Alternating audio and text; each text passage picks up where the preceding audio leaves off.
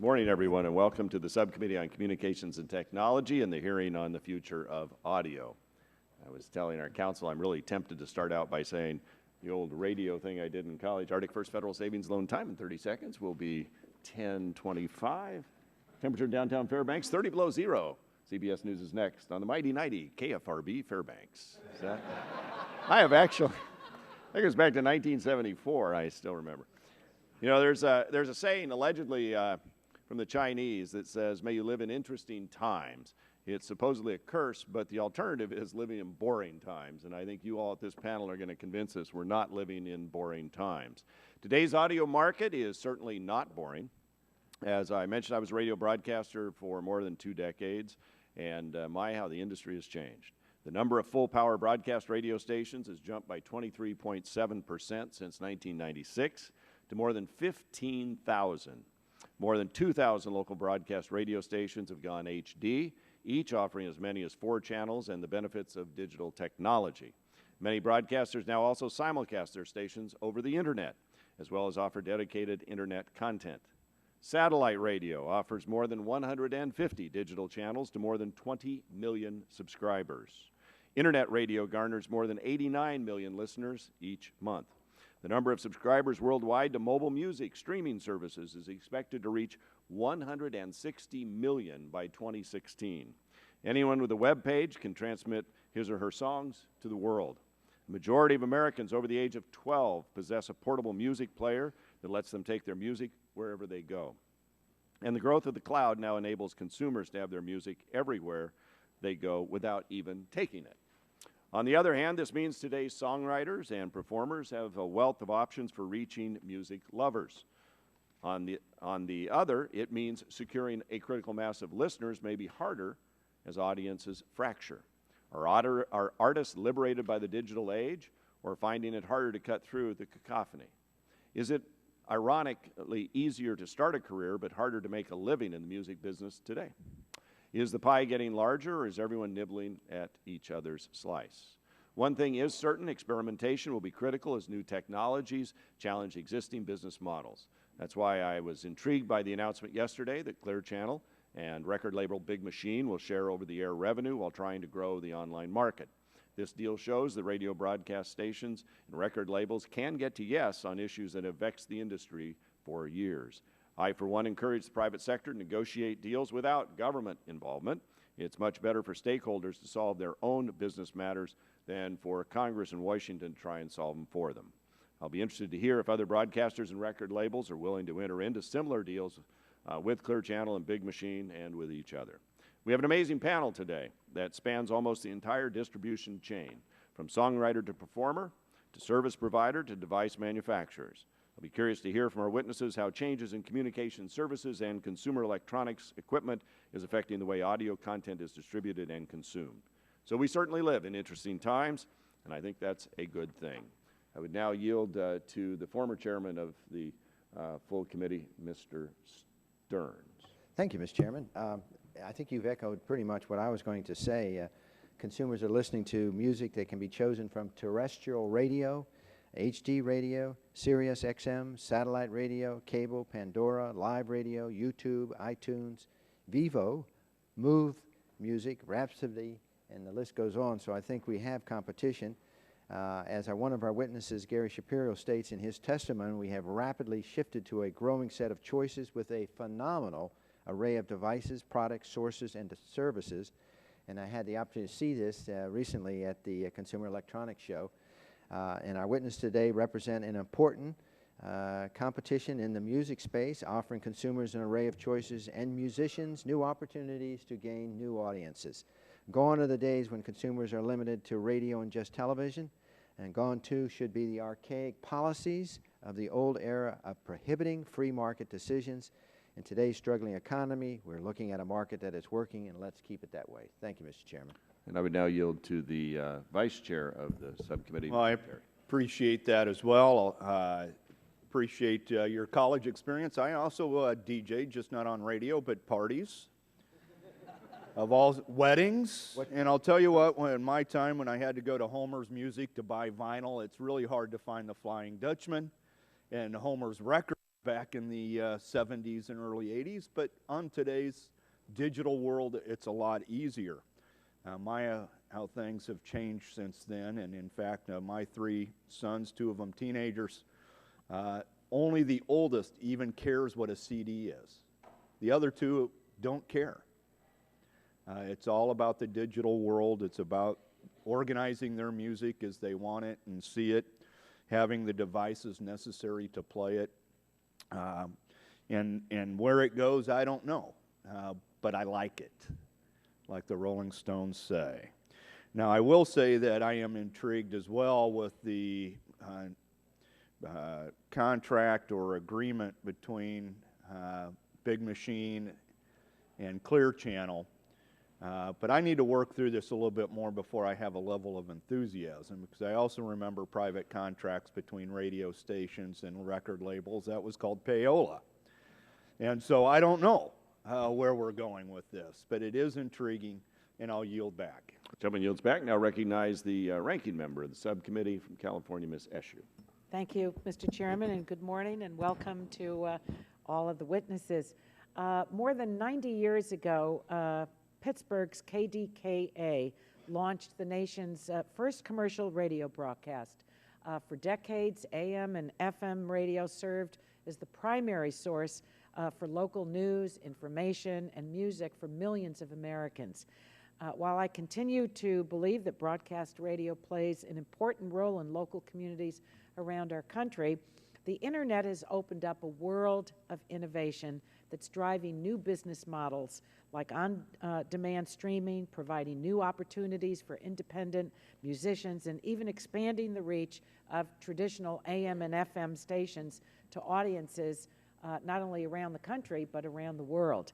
Many of these innovations are being developed in my congressional district in Silicon Valley. Last year, I had an opportunity to visit a Palo Alto startup known as TuneIn. It's headquartered in an old plumbing supply store, which I remember going to when my children were small. They had 40 employees when I was there last year. TuneIn has developed a mobile app featuring over 60,000 AM, FM, HD, and internet radio stations, and an active monthly listener base of more than 30 million people. I mean, that's stunning, just in and of itself. And TuneIn is just one example. Over the past decade, we've seen the emergence of Spotify, Pandora, iHeartRadio, Apple iTunes, Amazon Music Store, Google Music, and Slacker Radio. The significance of these services is, in fact, quite stunning. Last year, within the United States, 52% of record company revenues came from digital sources. So we need to embrace these innovative technologies and not hinder their growth. The future of audio is about enhancing, in my view, consumer choice, whether at home or on the go using smartphones, tablets, or other portable devices. I've always opposed technology-specific mandates, always, because technology moves at the speed of lightning. Before our ink is even dry, the technology has changed. And for that reason, I've always opposed technology-specific mandates, which is why last year I joined with Representative Issa to introduce the Creativity and Innovation Resolution. The resolution asserts that Congress should not mandate specific technology that limits the way consumers listen to local news, information, and music. The resolution has the rare distinction of being endorsed by CEA, CTIA, and RIAA, and I hope my colleagues will join me in supporting this bipartisan resolution. As consumers increasingly stream audio through their mobile devices, I'm also interested in learning whether data caps impact user behavior. While more often discussed in the context of data-intensive video, users who stream just 1 hour per day of high-fidelity audio through a typical online music subscription service can easily exceed the monthly data package offered by many wireless carriers. This is an issue that rests squarely with our subcommittee's jurisdiction, and I think it's important for us to examine this closely. Mr. Chairman, the future of audio looks bright as consumers have a growing array of options, including online music stores, subscription-based services, satellite radio, and HD radio. So thank you for holding this morning's hearing. We have a great panel, and I'm anxious to hear what they have to instruct us, and I welcome the witnesses again, and thank you for holding the hearing. I don't. Does any of our members want me to yield time? Okay. Yield back, Mr. Chair. Generally yields back the balance of her time. Chair recognizes the chairman of the full committee, the gentleman from Michigan, Mr. Upton. Thank you, Mr. Chairman. From the radio dramas and fireside chats of the 30s to talk radio and this online streaming of today, audio content has been an integral part of American society for the last century. 20 years ago, the world of audio choices was pretty simple: AM, FM, cassette, CD. The world of audio in 2012 offers so much more. Broadcasters are using digital services to deliver HD radio. Satellites 22,000 miles above the earth provide subscription radio service to millions of Americans. Technological advances make it possible to carry an entire music library in your pocket, and an increasing number of Americans are streaming music over the internet to their computers and wireless devices. Not only has the ability to access a world of professional audio content gotten so much easier and more universal, the ability for people around the world to produce and distribute their own works over the internet has changed major industries: music, journalism, entertainment, just to name a few. So today we're going to hear from the broadcasters that are innovating, mobile wireless providers that are making access to media ubiquitous, internet pioneers that are leveraging the internet to bring users personalized content channels, and professional artists at the center of it all on how this new media frontier is changing their industries and the way that we listen. I'll be particularly curious to hear, as with Chairman Walden, to hear their reaction to yesterday's announcements by Clear Channel and the Big Machine. It looks to me like an agreement that might break the logjam that has plagued this space and help advance online radio. Best of all, it doesn't require legislation or regulation. So I thank the witnesses, and I don't know if any members on my side. I think Ms. Blackburn. Ms. Blackburn, balance of my time.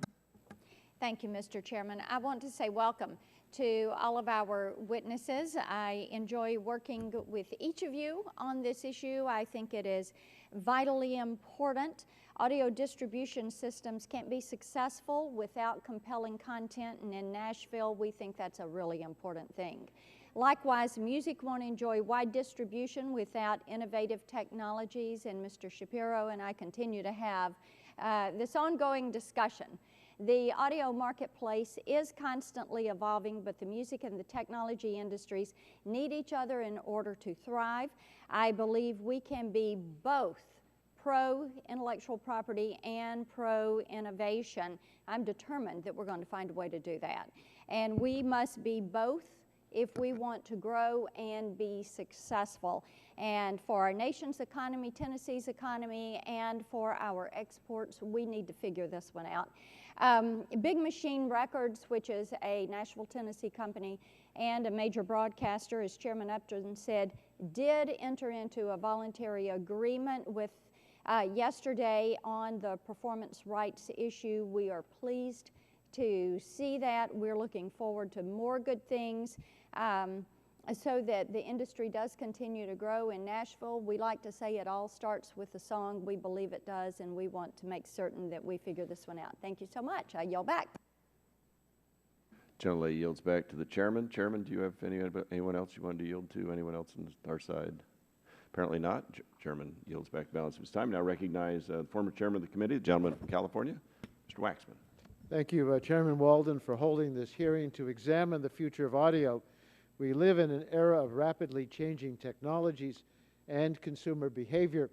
Innovation over the past decade has led to a proliferation of choices in the way consumers access audio content, whether it's new subscription-based streaming services, webcasting, or HD radio offered by traditional over-the-air broadcasters. The dynamic audio marketplace has brought consumers more choices, greater accessibility, and lower prices. As technology advances, it's important that we do not lose sight of the artists, musicians, and songwriters whose work compels consumers to seek out these innovative new services. Thanks to these new technologies, barriers to entering the music market have never been lower, but paradoxically, the number of people who identify themselves as musicians has declined over the last decade. We need to understand why this is happening. Congress has an important role to play in ensuring that singers, songwriters, and other musicians are compensated fairly, both through combating online piracy and ensuring an equitable licensing and royalty system. I'm proud to have co-sponsored the Performance Rights Act during the last Congress. This bill would ensure that musicians are compensated by over-the-air broadcasters for the right to publicly perform their music. As we will hear from some of our witnesses today, the exemption for broadcasters is not only grossly unfair to performing artists, it also creates an unlevel playing field that disadvantages innovative audio services such as Pandora. Whatever the rationale may have been in the past, there's no reason in today's environment that over-the-air broadcasters should be allowed to play music without compensating the artists that perform it. Although we're still learning the full details of the agreement between Clear Channel and Big Machine, I'm encouraged that a major broadcasting group has acknowledged that performing artists should be compensated for their use for their music on over-the-air radio. I look forward to hearing from our panel and about the impact of wireless data caps and proposals to require or encourage FM chips. We also need to ask whether policymakers should encourage FM chips to be incorporated into mobile handsets. I'd like to now yield the balance of my time to Mr. Doyle. Thank you, Mr. Waxman, and thank you to our witnesses here today. Mr. Chairman, I'm continually amazed by the massive changes in recent years in how music is created, shared, and promoted. Changes in the industry have shifted music consumption away from the mega artist to support more production and distribution of independent music. And this has allowed new musical genres and subgenres to thrive. I'm not exactly sure what nerdcore is, for instance. I think it's a mix between Star Wars and Vanilla Ice. But as this subcommittee well knows, I've been a supporter of the mixtape and the mashup for a long time. And I'm fascinated to see how innovative musical production has not only exploded, but found near endless ways to reach an audience. Websites like Kickstarter, for example, have allowed musicians from my hometown of Pittsburgh to make a living selling records and merchandise entirely from online donations. I think these are very positive trends. Increasing the diversity of audio programming and providing ways for more people to be heard are some of the main reasons that I've been such a strong supporter of low-power FM radio. LPFM is another platform that can bring greater diversity to our media landscape, and it is a platform for independent artists to gain a listenership. Internet radio has also been a key driver of this kind of innovation. The Internet has opened the door for more terrestrial broadcasters to stream their content live on the air. So now people around the world can listen to a station they love. I hope that can expand even more in the future. And countless online webcasters, one of which has joined our panel, let us listen to any artist we want, whenever we want. So I'm really interested to hear our witnesses share their thoughts on what audio looks like today and where it's headed moving forward. I thank Mr. Waxman for yielding me the time, and I yield back. Gentleman yields back the balance of his time. We're ready to get on with the panel then. Thank you all for being here. I think we have a terrific array of witnesses and a lot of supporting people behind you as well. So, Mr. Allison, we're going to start with you. Mr. Ben Allison is a bassist, a composer, and governor of the New York chapter of the National Academy of Recording Artists and Sciences. Thank you for being here. Pull that microphone. Generally, these have to be worked pretty close, and make sure the light's on, and it's all yours.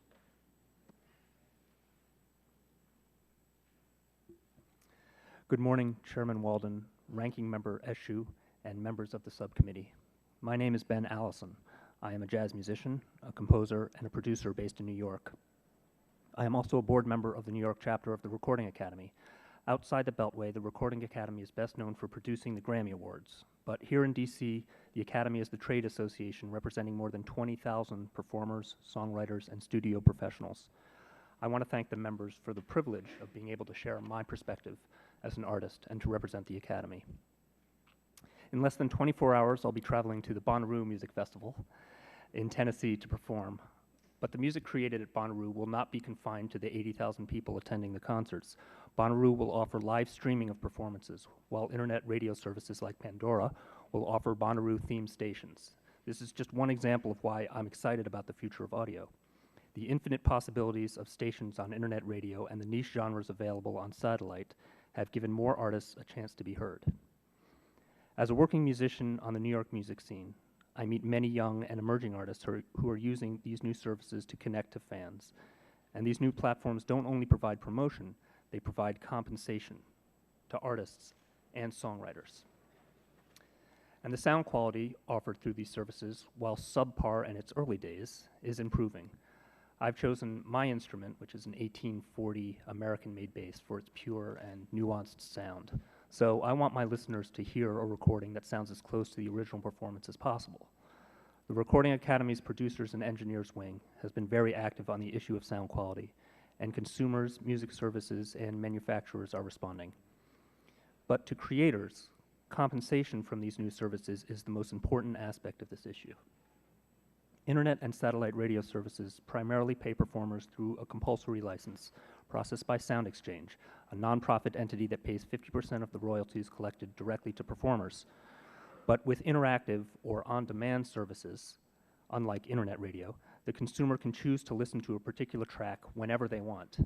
Streaming services such as Spotify are currently paying a very low royalty rate, a fraction of a penny per spin. We're told that we are benefiting from the promotion, but promotion should never replace compensation. If on-demand services replace downloads and the royalties don't increase, this will be a great concern for creators. But ironically, one of the most pressing issues for performers is not about the future of audio, but its past. Terrestrial radio broadcasters have an inexplicable free ride when it comes to performance royalties. They are exempt from paying performers any royalties when they use our recordings to fuel their multi-billion-dollar industry. This makes corporate radio the only business in America that can legally use another's intellectual property without permission or compensation. All of the other broadcast platforms pay a performance royalty for sound recordings. Every other country in the developed world has such a right. But in the US, over-the-air broadcasters are required to pay songwriters, as they should, but not performers. Previous private negotiations led to an industry agreement that would have created a terrestrial performance royalty in exchange for specific rate reductions on simulcasting. Unfortunately, when the NAB board voted on the deal, they changed the agreed-upon numbers, making it a net loss for the music side, and the deal collapsed. To add insult to injury, terrestrial broadcasters are now asking for another legislative perk, a mandate to include FM receivers in smartphones. They already exploit one anomaly in the law. They do not pay performers, while new audio technologies do. Now, they want a second legislative anomaly, to have a free ride, quite literally, on the backs of new devices. Artists believe that Congress should address the first anomaly before there can be any discussion of the second. Finally, I'd like to close by discussing the lower barriers to entry for music creators. I'm a professional musician. I started taking music lessons at the age of 9 and played my first gig when I was 16. This is my life and my livelihood. That said, I'm delighted that those for whom music is a part-time pursuit can have access to the digital marketplace. And while it's fine for the market to welcome non-professional musicians, we must not allow the market to make music a non-profession. Each one of my fellow panelists here have a role in connecting the music creator to the fan, but they'll have no business if there's no great music. Without the songwriter putting that first note on paper, without the musicians performing that song in ways that move us, without the producer and engineer capturing that performance, there will be no iPods, no Pandoras, no labels, no publishers. Music must be respected, content protected online, and all creators compensated. So let me close by stating one constant in the music industry. In this regard, the future of audio is the same as the past. It is dependent upon the creator. And we, distinguished members of the subcommittee, are dependent on you to protect our rights. Thank you.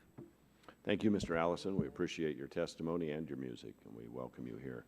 Our next witness is Mr. David M. Israelite, President and CEO of the National Music Publishers Association. Mr. Mr. Israelite, delighted to have you here today. Thanks for your testimony, and please go ahead.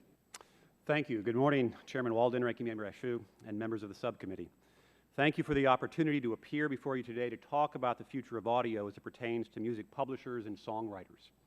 I serve as President and CEO of the National Music Publishers Association, the principal trade association representing music publishers and songwriters in the United States. Now in our 95th year, we represent over 2,800 member companies with the goal of protecting and advancing their property rights on the legislative, litigation, and regulatory fronts. Prior to this position, I also had the honor of serving at the Department of Justice, where I chaired the department's task force on intellectual property. Issues involving the music industry are complicated, in part because there are two separate and distinct copyrights in music. The first copyright, which we represent, is for the underlying musical composition created by songwriters and often owned or represented by a music publisher. I am here representing that half of the music industry. The second copyright is for any recording of that song, commonly known as the sound recording copyright, and represented by Mr. Sherman and the record labels. It is crucial to understand that these two different copyrights are controlled and represented by different interests and are often treated very differently under the law and in business practices. If that were not complicated enough, the different uses of our musical composition copyright are also treated very differently under the law and through government regulation.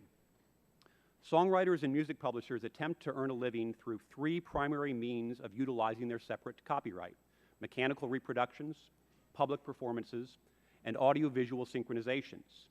Depending on the particular songwriter or publisher, each type of income represents roughly a third of our income.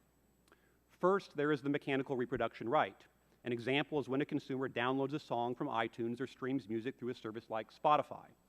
For songwriters, this right is regulated by Section 115 of the Copyright Act, which imposes a compulsory license system on the songwriter community. Songwriters and music publishers do not get to negotiate the value of our intellectual property in a free market.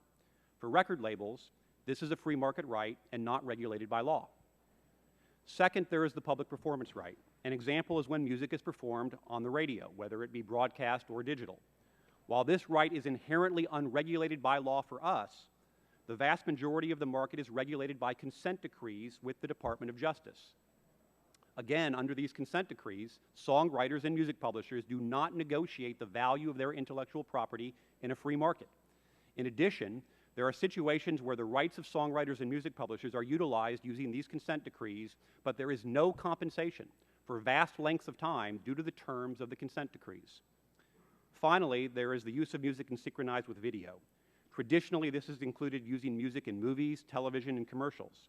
For songwriters and music publishers, this is a free market right, not regulated by law. Newer forms of this right include music videos and the use of music in user-generated content such as in YouTube. Music publishers and songwriters face three primary challenges when we look to the future. First, we must do a better job of protecting music from theft. While there can be legitimate debate about how to best deal with new technologies, it can never be right to steal the intellectual property of songwriters. It also cannot be right for parties to facilitate or turn a blind eye to such theft while profiting from that theft. Second, we must find efficient ways to license our copyrights and empower new business models. Much of the current licensing system is outdated and inefficient. And finally, we must ensure that future business models fairly compensate songwriters. Licensing new business models efficiently does no good if new business models do not allow a songwriter to earn a living. The impact of theft on the music world is a familiar subject to all of you. It is important to consider that it is significantly more difficult for songwriters to police the internet for infringement. Just a few months ago, 25 parties completed a year-long negotiation over rates for 5 new categories of music services to allow flexibility in creating new services that enable consumers to access and use and purchase music in previously impossible ways. These new categories allow consumers to enjoy and access their own music across almost every electronic device. And parties representing digital services, record labels, and songwriters are currently involved in discussions on how to work together to improve our licensing system. I believe the streaming market is one of the significant growth areas for music in the future. As this area of the market grows, we need to ensure that songwriters are fairly compensated for their work. It is also crucial that new services like Vivo properly license and compensate songwriters. In conclusion, songwriters and music publishers will continue to embrace new delivery models and technology, but as the future of audio develops, Congress and the music community must ensure that laws protect intellectual property while providing fans the music they want and in the manner that they want. Thank you, Mr. Chairman, for the time. Mr. Israelite, thank you for your testimony. We appreciate it. Now we're going to turn to Mr. Kerry Sherman, who's Chairman and CEO of the Recording Industry Association of America. Welcome, Mr. Sherman, and please go ahead. Thank you. Good morning, Chairman Walden, Ranking Member Eshoo, and members of the subcommittee. The music industry has a great story to tell. Record companies have transformed how they do business, and the evolution will continue, enabling new artists to prosper and allowing consumers to enjoy music in many different ways. The music industry is now primarily digital, and if you'll look at the slides on the screens, you'll see that CDs are no longer the primary format or the primary source of revenue. Digital is not just our future, it is our present. In 2004, the first year we had real digital revenues, the industry earned only $190 million from digital services. Last year we earned nearly $3.5 billion. That's quite a change. We used to hear that we needed to get a new business model. Well, our companies have done just that. You want DRM-free downloads? We've got that. You want to pay a small monthly fee for a subscription to unlimited music on your computer or smartphone? We've got that too. You want free ad-supported streaming? Got it. You want a music service bundled with your mobile phone? Got that. You want to store all your music in the cloud so that you can access it from anywhere? That's now here. You want specialized digital radio services? Lots are available. You want AM/FM radio stations online? That's available too. In fact, there are over 500 digital services authorized by our member companies worldwide, offering 20 million authorized tracks. And we're not stopping there. One of our highest priorities is to develop the infrastructure that will make it faster and easier to offer even more innovative models to fans. Just last month, as David said, we announced with NMPA and a large number of digital music services a groundbreaking licensing agreement that will make it easier for digital services to clear rights for new models. And we're also working on new industry-wide databases and royalty distribution systems to make royalty payment functions more efficient. It probably goes without saying that we're embracing these new offerings under the continuing threat of rampant piracy. In fact, we're less than half the size we used to be, down to $7 billion in 2011 from nearly $15 billion in 1999. Even more worrying is that according to BLS data, the number of people who identify themselves as musicians has declined over the last decade by 41% since the industry's high point in 1999. Clearly, piracy affects not just our economy, but our culture. When it comes to protecting creative rights, strategic copyright enforcement, combined with robust new legal services, can make a difference. For example, LimeWire, which was the world's most popular illegal peer-to-peer file sharing service, was finally shut down by a federal court in October 2010. The very next month, digital sales of music improved, and they've remained higher ever since. Just a couple of months ago, a market research firm released a survey showing that more than half the people who had used LimeWire did not go to another illegal music site to get their music after the shutdown. So while the most important anti-piracy strategy remains innovation, experimenting and working with our technology and internet partners on consumer-friendly new business models, we also need some enforcement. So how are we protecting our rights these days? By forging voluntary marketplace agreements with internet partners. Just last year, we announced a voluntary program with ISPs to address illegal downloads on P2P networks. We also helped craft an agreement with major credit card companies to reduce sales of counterfeit and pirated goods. And just last month, major advertisers and ad agencies announced a series of voluntary best practices designed to stop enriching rogue website operators.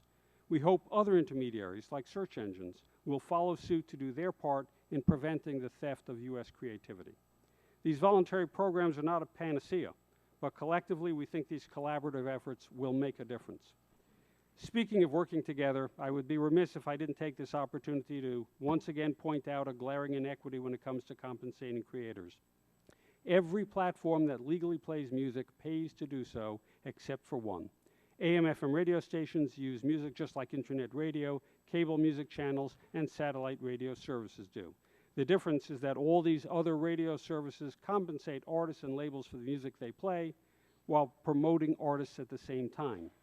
AM/FM radio does not. Yesterday, we were glad to hear that Bob Pittman, the CEO of Clear Channel, the largest radio group, stated that artists and record companies deserve to be paid and that promotion alone is not enough. It is time for the NAB to join with us in working toward an industry-wide solution to ensure that all artists and record companies are rewarded for their work. One thing remains abundantly clear. Music matters, now more than ever. Of the top 10 most followed people on Twitter, 7 are music artists. Of the top 6 videos on YouTube, 5 are music. Music remains a centrifugal force in culture and commerce, and it's only going to get stronger. It's worth creating, and it's worth protecting. Thank you.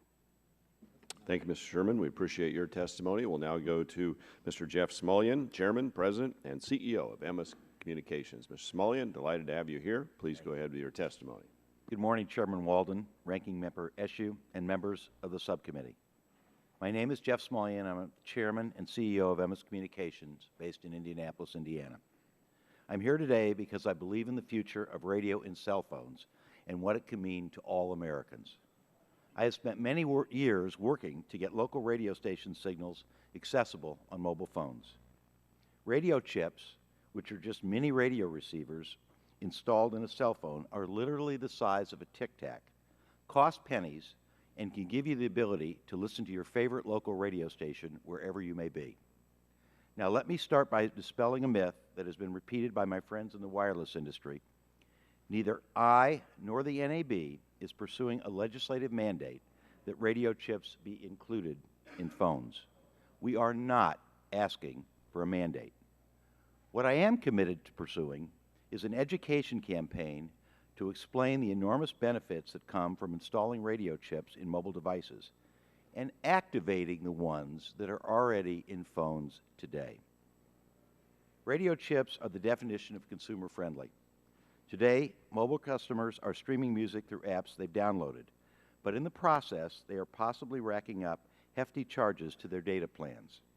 You see, when you stream music, you're using the internet, and the wireless carriers charge you for that access. And as most of you know, unlimited data plans are ending for most carriers. A radio chip, on the other hand, picks up the free over-the-air broadcast signal. The chip turns your device into a handheld radio. So a radio chip provides mobile phone consumers with a way to listen to music and information for free without meeting and exceeding their growing data caps. Giving mobile phone users cost-free options is a definition of consumer-friendly ideas and something we hope that the cellular industry can certainly embrace. Something in which this committee should be particularly interested in are the spectrum efficiencies that can be gained from integrating radio chips into mobile devices. Pandora alone said its listeners streamed over 3 billion hours of music in the last quarter. That doesn't even include the additional hours for popular sites like iHeart or TuneIn or my own stations. Music streaming, which uses the internet, is part of the reason we have a very congested broadband system. A radio chip utilizing the free over-the-air radio signal can offload traffic from congested broadband markets, helping relieve what we know are significant and growing spectrum demands. And now, FM chips use less than 20% of the battery life that streaming requires. Finally, and most importantly, there are tremendous public safety reasons for putting radio chips in cell phones and activating the chips that are already in there. As we have seen during times of crisis, radio broadcasters stay on the air with the use of generators when mobile phone users are often left with devices that are unable to make calls or send emails due to an overwhelmed cellular system. Even more important, when the power grid goes down, the cell system is off. Since most broadcasters have emergency generators, we are able to provide life-saving information at the times of greatest peril. I appreciate that the CTIA has embraced the commercial mobile alert system, but the system limits emergency warnings to a 90-character text that lacks the kind of detail desperately needed by citizens during an emergency. In a life-and-death situation, the importance of redundancy of information cannot be overstated. If you think a 90-character text message is sufficient, if it gets through at all, ask the people in Joplin, Missouri. or New Orleans, or the people in Owensboro, or the people in Fargo, or the people who have endured any major crisis in this country. The real irony here is that if educated about radio chips, consumers want them. According to a recent Harris Interactive poll, 81% of those polled who own a mobile phone would consider paying a small one-time fee to access their local radio stations. Curiously, many cell phones in the U.S. already have the radio chip embedded in the phone. These chips just haven't been activated. I'm holding here two Samsung Galaxy Notes, the one from the UK and this one from the U.S. They look identical, but the UK version has activated a radio chip. You can listen to any FM station in Washington right now on it. The U.S. version actually has a radio chip, but that chip has been deactivated. We agree with CTIA. We should let the market decide. Just as in the rest of the world, where over 1 billion phones have been sold with radios, but that market has been closed in this country. The good news is that the consumer experience is only getting better. The brand new state-of-the-art HD radio chip was recently unveiled. This low-powered, low-cost, high-processing chip uses an app which allows a user to tune to their local stations. The HD chip offers song tagging features and delivers an interactive radio, which benefits the listeners, the advertisers, the wireless industry, and consumers. It's a true win-win. For all of the reasons I've discussed, I believe the time is now for a reasonable and factual discussion on the merits of radio-enabled mobile phones. I look forward to working with this committee on this issue, and I thank you for your invitation. Mr. Smulyan, thank you for your testimony and for being here today. We'll now go to Mr. Stephen W. Newberry, President and CEO of Commonwealth Broadcasting Corporation. Mr. Newberry, we're delighted to have you here today as well. Please go ahead with your testimony. Good morning, Mr. Chairman, Ranking Member Eshoo, and other members of the committee. My name is Steve Newberry, and I am President and CEO of Commonwealth Broadcasting Corporation, which operates 24 stations in rural Kentucky. The future of audio is a broad title for a hearing, but as a radio broadcaster who has been in the business since I was 14 years old, I believe the future of radio broadcasting is extraordinarily bright. Not only does radio provide free entertainment, but the radio industry is responsible for hundreds of thousands of jobs, delivers crucial information in times of crises, reaches deeply into the underserved communities of our country, and gives back to its listeners in every local American community. There are more than 14,000 local radio stations across our country.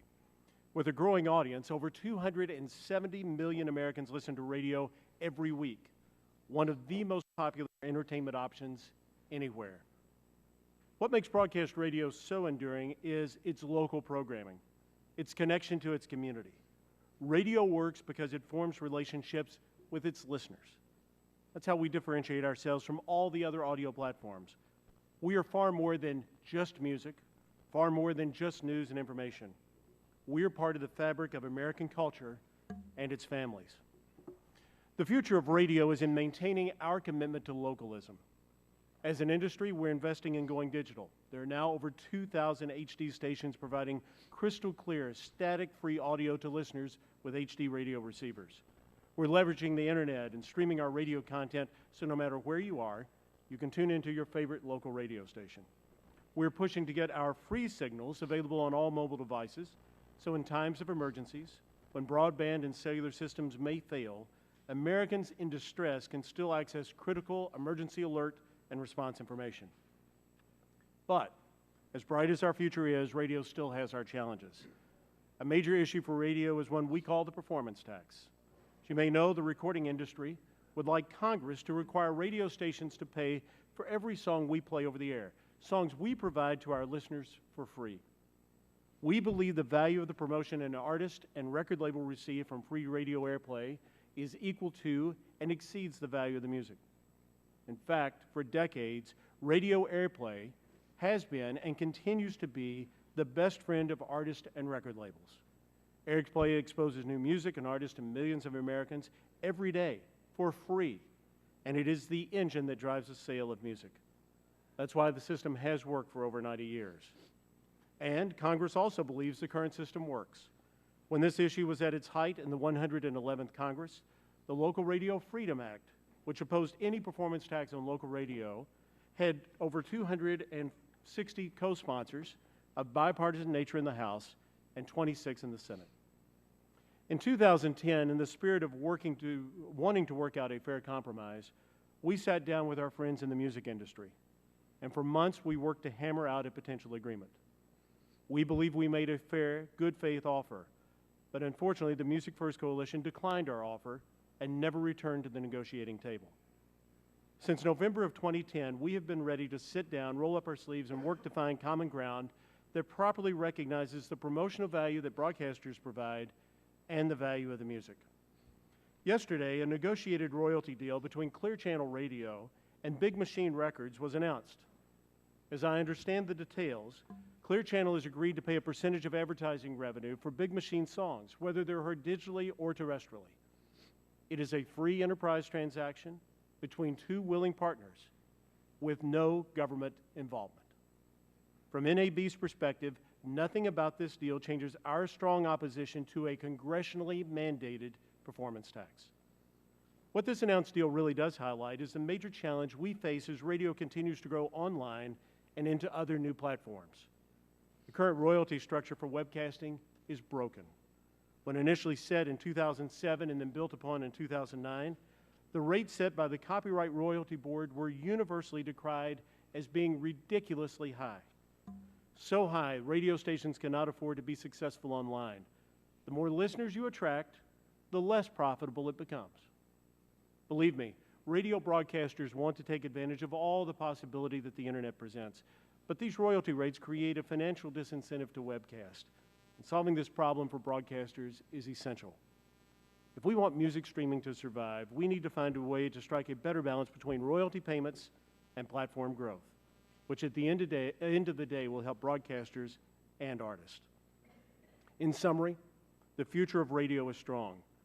New technologies like HD, a robust, ubiquitous delivery platform of local, over-the-air, freely delivered radio stations, and new delivery methods will enable radio to serve our local listeners for decades to come. I believe local broadcast radio has a very bright future, and I am very proud to be a part of that industry. Thank you, and I look forward to your questions, Mr. Chairman. Mr. Newberry, thank you for your testimony on this issue. We'll now go to Mr. Westergren, who is the Chief Strategy Officer and founder of Pandora. We're delighted to have you here, sir. Please go ahead with your comments. Thank you, Mr. Chairman. Good morning. My name is Tim Westergren. I'm the founder and Chief Strategy Officer of Pandora. 12 years ago, after spending my 20s and early 30s playing in rock bands and composing film scores, I founded a music discovery service to help independent musicians like me find their audiences. I had a vision that by marrying musicology and technology, I could solve the great problem of music discovery, how to help listeners find new music to love, and how to bring all these talented artists the attention and careers they deserve. It took 6 long years before the Music Genome Project finally found its home in the form of Pandora. We have gone from a cramped studio apartment in South San Francisco, financed through salary deferral, credit card debt, and lots of it, and the extraordinary effort of a talented group of musicians and engineers, to the country's largest internet radio service, with over 150 million registered listeners and close to 600 employees in offices all across the country. We stream more hours of music every month on Pandora than YouTube streams hours of video, and refer more music sales to iTunes and Amazon than virtually any other service in the world. Today, more than ever, the dream of connecting listeners and artists seems within our grasp. Thanks to Pandora's Music Genome Project and its rich understanding of musical recordings, Pandora now plays the music of over 90,000 artists, 70% of them independent, represented by a catalog of over 1 million songs. And over 95% of these songs play every month. Let me repeat that.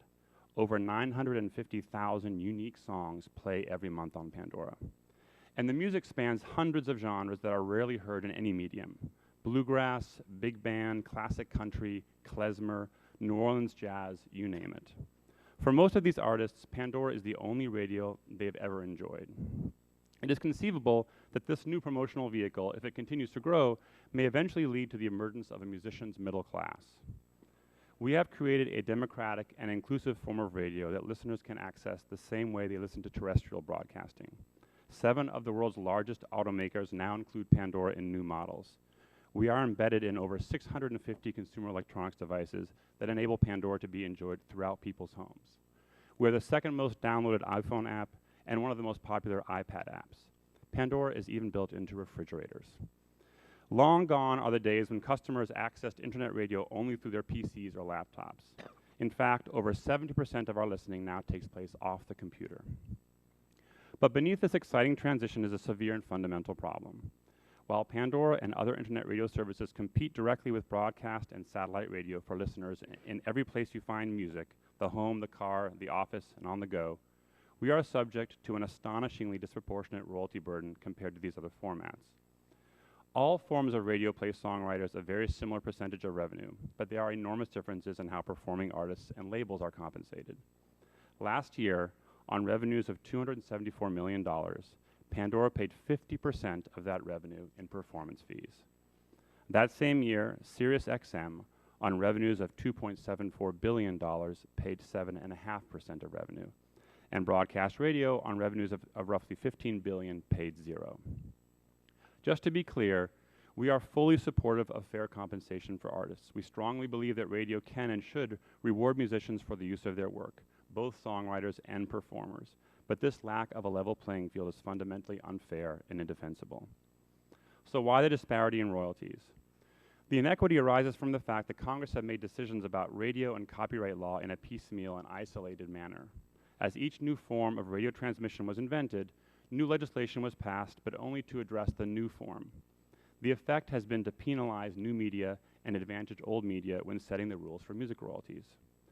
To give you a sense of how absurd the current situation is, consider this example. Drivers of most current Ford cars can receive AM/FM, satellite, and internet radio all through the vehicle's sound system. If a song is delivered over AM/FM, the associated performing artist and label receive no compensation. If the song is delivered over satellite, the performing artist and label do receive compensation. But if the song is delivered using internet transmission over 3G or 4G, then the effective percentage of revenue that must be paid by the company delivering the song goes up sixfold. It's the same song, same car, and the same sound system. It's time for Congress to level the playing field and to approach radio royalties in a technology-neutral manner. The current rate-setting law is unfair to performing artists, unfair to record labels, and unfair to internet radio as we compete every day with broadcast and satellite radio for listener loyalty and advertising and subscription revenue. What amounts to a subsidy of entrenched radio media stifles innovation, discriminates against the internet, and adversely affects consumers. It is time to unshackle innovation and allow new technologies and new forms of audio consumption to compete fairly. Thank you for your time and consideration. I look forward to your questions. Thank you very much, Mr. Westergren, both for your testimony and for your creativity. Mr. Christopher Gutman McCabe is next, Vice President, Regulatory Affairs of CTIA. Good morning. We're delighted to have you here, and we look forward to your testimony, sir. Thank you, and good morning, Chairman Walden, Ranking Member Eshoo, and members of the subcommittee. Thank you again for the opportunity to participate in this morning's hearing. CTIA believes the future of audio is mobile. It is personal, it is what the consumer wants it to be, and it is bright. The consumer's desire is a theme that you will hear from me throughout my testimony. I want to share some of the reasons we feel this way, as well as a few suggestions for how to ensure that our optimistic projection turns out to be true. As mobile broadband becomes ubiquitous, the mobile platform provides a compelling opportunity for artists and entrepreneurs to deliver all sorts of audio products. No matter where their interests lie, consumers can and will be able to access content of their choosing, tailored to their preferences at that moment. This shift from a producer and distributor-driven model to a consumer-driven model will test existing businesses and force them to adapt. We see this in the way that the music and news-gathering business, for instance, are being transformed by the twin forces of digitization and disintermediation. This is a challenge for some in the old order, in much the same way that telephony was a challenge for the telegraph and wireless is a challenge for wired. At the same time, these forces are unleashing a wave of creativity and innovation that is giving rise to new businesses like Pandora, thank you, Tim, Spotify, and TuneIn, all of which are on my phone, none of which yet are on my refrigerator. It is morphing communications devices into music devices and enabling services like Cricket's Move. While many of those of us who grew up in the age of the LP lament the loss of album art and liner notes, this transformation is one that is good for consumers, and it's good for America. Consumers gain control as they can choose the time and the method by which their content is delivered or accessed. And America wins because it is at the center of this transformation. America is the epicenter of the development of these new services, and we are the world's undisputed leader in wireless broadband. So what needs to be done to enable continued American leadership in this area and ensure that the future of audio is indeed bright? The short answer is that we must continue to have access to spectrum, the highway across which audio traffic moves, and we need a light regulatory touch that permits services and applications providers to experiment with new product offerings and new pricing structures. Policymakers need to resist calls to use government to protect business models that find themselves subject to new competitive challenges. I want to expand a bit on this last point, as I know that some in the radio industry will use this hearing as an opportunity to reiterate their call for wireless device to include FM chips or some other type of commercial radio capability. This effort should be rejected. To be clear, CTI is not opposed to including FM capabilities in wireless devices. If you listen to Mr. Smolian's testimony, one would think that the capability that he seeks does not exist. It does. Indeed, at least 59 wireless devices today have an FM chip included. But the decision to offer FM capability or not should be driven by consumer preference, not government fiat.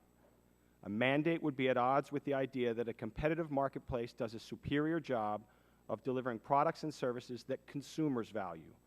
Our members provide phones with and without radio capability, just as they provide handsets with and without keypads, with or without cameras, and devices with or without internet access capabilities.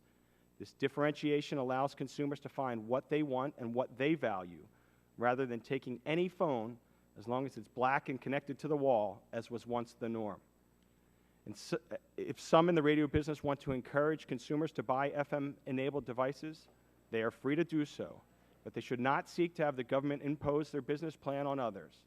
The Commercial Mobile Service Alert Advisory Committee's conclusion, by a vote of 41-1, that FM is not appropriate for wireless emergency alerts was correct, and thus decisions regarding the inclusion of FM capability in wireless devices must be driven by commercial factors. As today's audio sector demonstrates, reliance on the churn and the ingenuity of the marketplace will force better product outcomes for platform providers, content creators, and consumers alike. Mr. Chairman and members of the subcommittee, thank you for the opportunity to appear on the panel.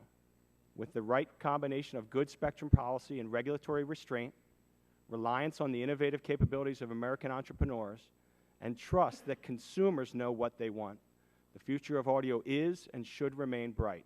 Thank you. Scott McCabe, thank you for your testimony, and we'll conclude our panel with Mr. Shapiro, who is the President and CEO of the Consumer Electronics Association. Mr. Shapiro, welcome to our committee again, and we look forward to your testimony. Thank you very much, Mr. Chairman. We represent over 2,000 U.S. consumer electronics companies, every one of which directly or indirectly touches or relies on or sells sound or audio.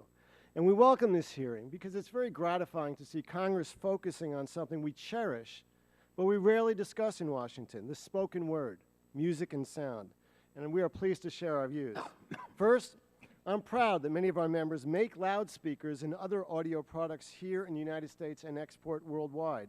Audiophiles around the globe actually recognize and appreciate the phenomenal quality of these U.S. products, including scores of great companies, both large and small. Second, the popularity of American culture and products abroad ties in directly with this type of innovation, including innovation in both audio, music, and word as our national brand. If we can continue to innovate, our economy will continue to grow and mitigate our tax and spending dilemma. Of course, the challenge of innovation, including innovation in technology in music and news distribution, is that innovation always threatens incumbents, and they too often come to Washington to protect their legacy business models. Third, the world of reproduced audio parallels the world of energy, in that just a few decades ago we had a few choices. It was radio or television or telephone in terms of reproduced sound. Well, as we've heard from many witnesses and the members in their opening statements, things have changed dramatically. And just like with energy, we suggest an all-of-the-above policy, which means that no one source should be given preferential treatment over all others. For this reason alone, we are puzzled why Congress favors broadcast radio over every other source of audio. Fourth, the phenomenal growth in digital video, the resulting flattening of TV screens, and the high quality of the displays has created huge opportunities in and demand for quality audio, and that's a big shift. And corresponding to that is advancements in the science of sound reproduction, which is changing the world of audio. What we're starting to see in the next generation is streaming surround sound audio, which will solve a lot of problems and create a lot of opportunities. Now, if you think about it, music is the only area where millions of people still spend hours enjoying creativity from hundreds of years ago. But the fact is that our best times are still ahead of us, not only with content creation, but with devices, and in terms of solving some of our problems. For example, we have products that are starting to appeal to an aging population. Audio solutions that provide amplification and sound clarity will emerge through such devices as phones and headsets. In fact, we have initiated a standards project to enable people with hearing impairments to adjust audio presentation for their specific needs. We also are focusing on health maintenance, socialization, and service to remote, aging, and other populations. Related to this is an area of concern we haven't heard about today, and that's what we can do collectively to educate Americans about the importance of protecting their hearing. Since 1981, most reputable headphone makers have warned about playing music too loud.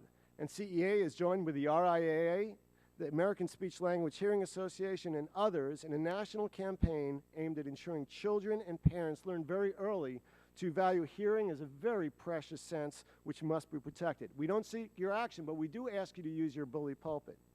Now, clearly, the audio marketplace for music and information is vibrant. We've been hearing about that the last hour. Innovations are entering very quickly, and thriving new business models are being created. Consumers are the winners here, and new businesses. But with all of the advances in audio distribution and consumption, it troubles me that we're still fighting efforts to mandate the incorporation of old technologies and new products, namely radio broadcasters, which they have been doing in writing and lobbying, seeking Congress to intervene in the marketplace and require analog radio receivers be installed in a host of digital devices. The fact is that analog radio and digital phones is not popular with consumers. And if you look at independent research, the fact is consumers are not choosing and they're not surveying saying they want to buy them. In fact, all the products out there are not generally being used. And the argument for them, all of a sudden this new argument about emergencies, frankly defies logic. First, many, if not most, radio stations do not operate 24 hours in attended mode with live human beings present. In a famous 2002 disaster, a train carrying deadly toxic chemicals derailed near Minot, North Dakota. No emergency alert was sent out because no one at the stations nearby could be reached by phone. Second, in the event of an emergency, what people are going to do? Well, they'll use their phones, they'll use their internet devices, they could go to their home radio, their car radio, they could access the internet or platforms such as Facebook and Twitter. These provide more specialized and localized information that is more helpful than a generalized radio update. Finally, as we heard earlier, there's already a solution in place that is the federal government has required, which basically requires text alerts to telephones. We oppose a mandate for FM chips and cell phones, but also the current effort to simply get a study. Taxpayers should not be spending money about why there should be mandates.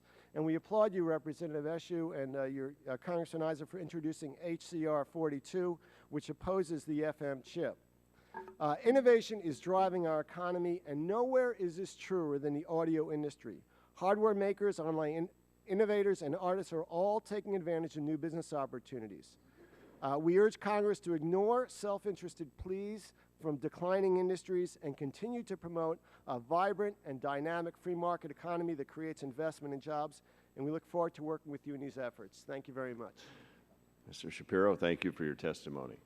Now we're going to go into our question phase. We welcome everyone to take on these questions. Mr. Allison, I know not all the details are out yet, but I'd like to hear you elaborate on what you know of the Clear Channel Big Machine Agreement from the artist's perspective. And are you supportive of without, I obviously some of the details aren't out, but the concepts? Well, I mean, I think what's interesting about it is it seems to kind of open the door. I mean, here we have one of the biggest broadcaster conglomerate in America basically agreeing that a performance right should exist. Okay. So I think it you know, kind of diminishes the argument that this right should not exist. Mr. Sherman, could you tackle that same question just from what you know? We're obviously delighted that the biggest radio group has acknowledged that something should be done and has actually gone and done something. I mean, that's a breakthrough. We've been advocating for this for about 80 years, so obviously it's very important. But we need an industry-wide solution, not a label-by-label piecemeal solution, and we don't know whether other radio groups will feel the same economic motivation to do a deal. So we need to come up with something broader. You. Mr. Newberry, would you like to comment on it as well? Mr. Chairman, I don't know the specifics of the transaction, but I think what should be pointed out was, and I referenced this in my statement, it was a free market transaction. So to Mr. Allison's point, I don't believe that Clear Channel simply made a statement about the performance rights as much as they entered a transaction and received something back in return for that. What did encourage me as much as anything was that it appeared to be a universal solution that addressed the digital expense that that company is incurring. So I think that needs to be measured as part of the analysis of that transaction that occurred. Appreciate that. I'd like to ask unanimous consent to enter into the record this February 2012 statement by the NAB saying the association does not support an FM chip mandate. Without objection, so ordered. Mr. Smulyan, your written statement also makes clear you're not seeking an FM chip mandate. If you're not looking for legislation, can you tell us what you are looking for? We're looking for an honest assessment evaluation. I take issue with Mr. Shapiro's statement. We don't want to study this. We think it's an issue that needs to be studied. We are, as an industry, open to negotiations with the wireless industry. We're engaged in those now. We think the more people understand this issue, both on the wireless side and the consumer side and here in Congress and at the FCC, that they'll understand that this is an idea this time has come. Mr. Shamiro mentioned that we're talking about analog radio, I think, in your comments. But you also mentioned there's a newly developed HD digital chip. Right. We've actually developed an HD chip along with Intel and Ubiquity through the sponsorship of the NAB. And we're now demonstrating that. We previewed it at the NAB convention. And not only does it provide HD and all the attendant benefits, but it also provides a back channel for commerce where consumers can hear an ad on the air, download a coupon, walk into a store. They can find out the location of events. They can find out the time of events, calendar them. We think there's some remarkable benefits to this. The HD chip really does a lot more. There have been well over 1 billion analog phones sold with radios in them around the world. This is the next generation. Right. Mr. Newberry, there was a comment made about unattended operation in a situation in North Dakota. Are you familiar with that one, and can you tell us your perspective from a broadcaster what happened there? I am. It's Minot, I believe, would be the pronunciation.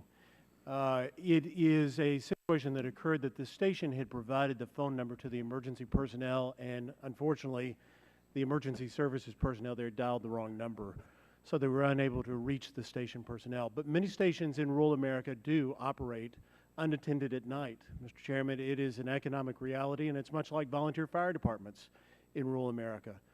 Just because someone's not sitting at the fire department 24 hours a day does not mean that those firefighters are not willing to answer the call 24 hours a day when that emergency occurs. Yep. But all of us have abilities, and I can go online from here with my phone, and I could broadcast live on my station from this location now if I needed to. And from my own experience, I know we were 24/7 and unattended, but we weren't the primary station. But we were set up so the primary station, when it triggered all of our stations to do the alert. And so we used to sign off at 11 o'clock at night, like a lot of stations did, so you wouldn't even be on the air. Now we're 24/7. I'm out of the business. But if I could make a point, I think that's the dilemma that broadcasters face. We could sign our stations off the air at 10 o'clock at night. And not have anyone there and not provide any service, or we can provide service 24 hours a day and have a very solid emergency plan to make sure that our station is responsive in those overnight hours. Thank you very much. My time has expired. Now turn to the gentlelady from California, Ms. Eshu. Thank you, Mr. Chairman, and thank you to all of the witnesses. I think that We had an excellent array of testimony on several subjects. I want to first go to Mr. Smolian. But before I do, Mr. Chairman, I'd like to ask unanimous consent that I have two pieces to place in the record. One, an annual consumer survey data 2012, and the other activity and data use in megabits, which I think are pertinent to our hearing. Without objection. Thank you. Now, Mr. Smolian, you've been very clear that the broadcasters are not seeking to mandate radio chips in mobile devices. Right. But you've also raised the issue that in the European market, what you would like to see in the American market is flourishing, but you are essentially blocked by the wireless industry. Right. Now, I think that consumers have a lot to do with this, most frankly. And one of the pieces that I just asked to be placed in the record is really instructive. But I'd like to hear your reaction to it. This is the 2012 edition of a bipartisan survey that was conducted by McLaughlin and Associates and the Penn Show in Berlin of 1,000 adults. And what it asks of the people that were contacted, other than making or receiving voice calls, which one of the following cell phone features is most important to you? And there's a long list: texting, internet access, email, a whole long list. And it goes across all age groups from 18 to over 65. Now, of the some 12 or 14 choices, FM radio chipset.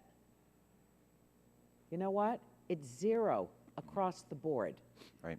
So how do you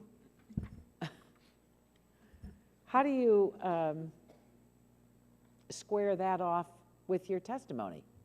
I mean, you make it sound like that there's something that you know, tens of millions of people are clamoring for, and yet consumers across the board in this are saying, "Niet." It's interesting. It is It's interesting you say "niet" because you have a free market probably in the Soviet Union for this issue. We don't have one here. In the rest of the world, but but you use the word, you know, the free market. This is consumers saying that they have no interest in it. You don't want to mandate. Consumers are not interested. Now, I mean, I think that if you can get people to put this in the sets, and people can make up their minds, I don't have any problem with that, and I'm glad you don't want it mandated. But I do think it's interesting that consumers across the board, from the ages of 18 to 29, 30 to 40, 41 to 55, 56 to 65, and over 65, of all these categories, are not interested in it. It's 0. Interestingly enough, in this country, consumers aren't aware of this issue. It has become ubiquitous in the rest of the world. If you go into a phone store in London or well, let me ask CTIA or the wireless people or Mr. Gutman-McCabe, do you block this? Are you not allowing access to this? No, Ranking Member, and I think that's the point I tried to make in my original testimony.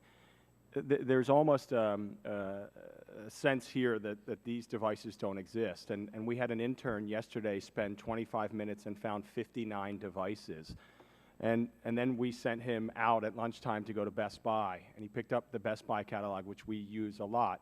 There are 26 devices in the center pullout section of the Best Buy catalog. That's a third of the devices in that section are FM chip enabled. But what we are hearing from our manufacturers is the point that you made earlier, which is we're not seeing consumer demand for it, and yet it's right here in the center of Best Buy. It's not available. That there are 40 phone models on the market today with the chip. So you know, there's a discrepancy here, but it seems to me, long short, that there's not consumer demand for it. That's my take on it. We have a survey. Let me I just have 6 seconds left. I'd like to thank Mr. Westergarten for what you've done. It's inspiring. What's the kind of royalty regime you're advocating for? We're advocating for a technology-neutral regime. So give us all the same starting point, the same language, the same criteria, and let the chips fall where they may. We're not coming to you asking you for a specific rate. Good expression. Yeah, forgive me for that. I didn't mean to do that. Yeah, just something that's technology-neutral. Okay, thank you. Thank you, Mr. Chairman. Now recognize the gentleman from Illinois, Mr. Shimkus, for 5 minutes. Thank you, Mr. Chairman. I go in this round of questions with a lot of trepidation because they're all my friends, and it was a great panel, but obviously there's struggles, and many of you know who've come to the committee numerous times, and I'm a late adopter of technology. I still have teenage sons, so they push me to see what really the consumer, that's who's driving this. The youth moves fast, it moves quick, you can't control it. But I am, one thing that was raised that just an observation of the youth of our society right now is I think this hearing thing is an important thing, because they walk around now with headphones all the time, whether they're gaming or whether they're listening to streaming, maybe Pandora, but then it's Bluetooth over a headset device. I mean, I don't know how we really get a handle on that, but I deal with a lot of Korean vets and World War II vets who didn't have earplugs in when the artillery cannons fired, and hearing loss is a struggle for a lot of our society. So I don't know, I just put that on the record as something that I see my son, and I try to listen to make sure that it's not overly burdensome. I'm going to tactfully steer away from some issues, but and you know how tactful I am, so that's really in my local community, not in my district, but next door, they have art on the square, and there was a story, and it's been very successful the last couple of years. One of the stories was how from an iPhone you could debit your payment with an app and a little connection device, and I've seen it happen a couple times too. Credit card readers, thank you. Pretty good technology, wouldn't you say, Mr. Shapiro? It's terrific. It's a dongle, yeah. And how did that evolve?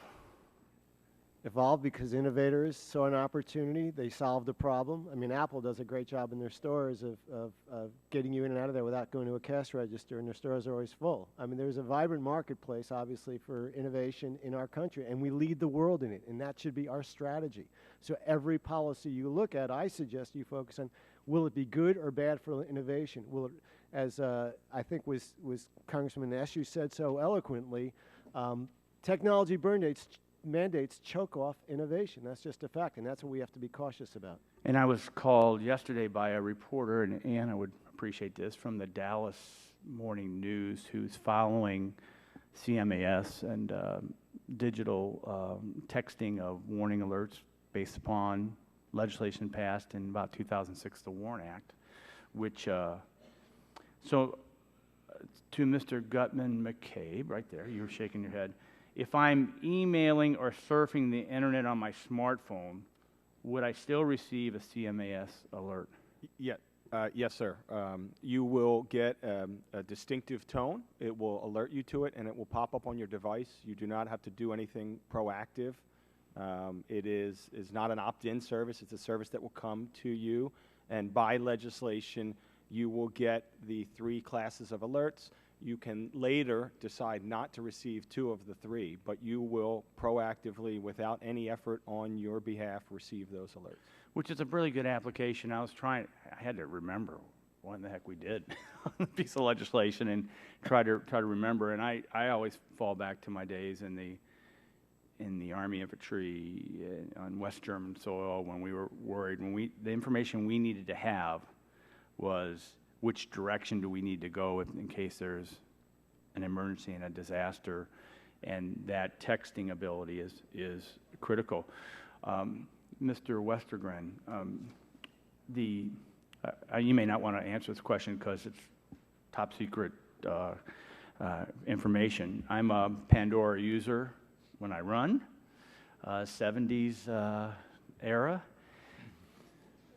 I'm interested, how many people, how many opt out, or what percentage of people eventually go back and say, I don't want these advertisements, I want the $3 a month with uninterrupted? How many? It's a very, very low single-digit percentage subscribe. So most people will put up with the ads or two every 3 to 5 songs? No, the vast majority, yes. Okay. My time's Mr. See, I successfully treaded this without causing too much damage, so I'll yield back my time. We'll make note of that in the record as a first-time occurrence.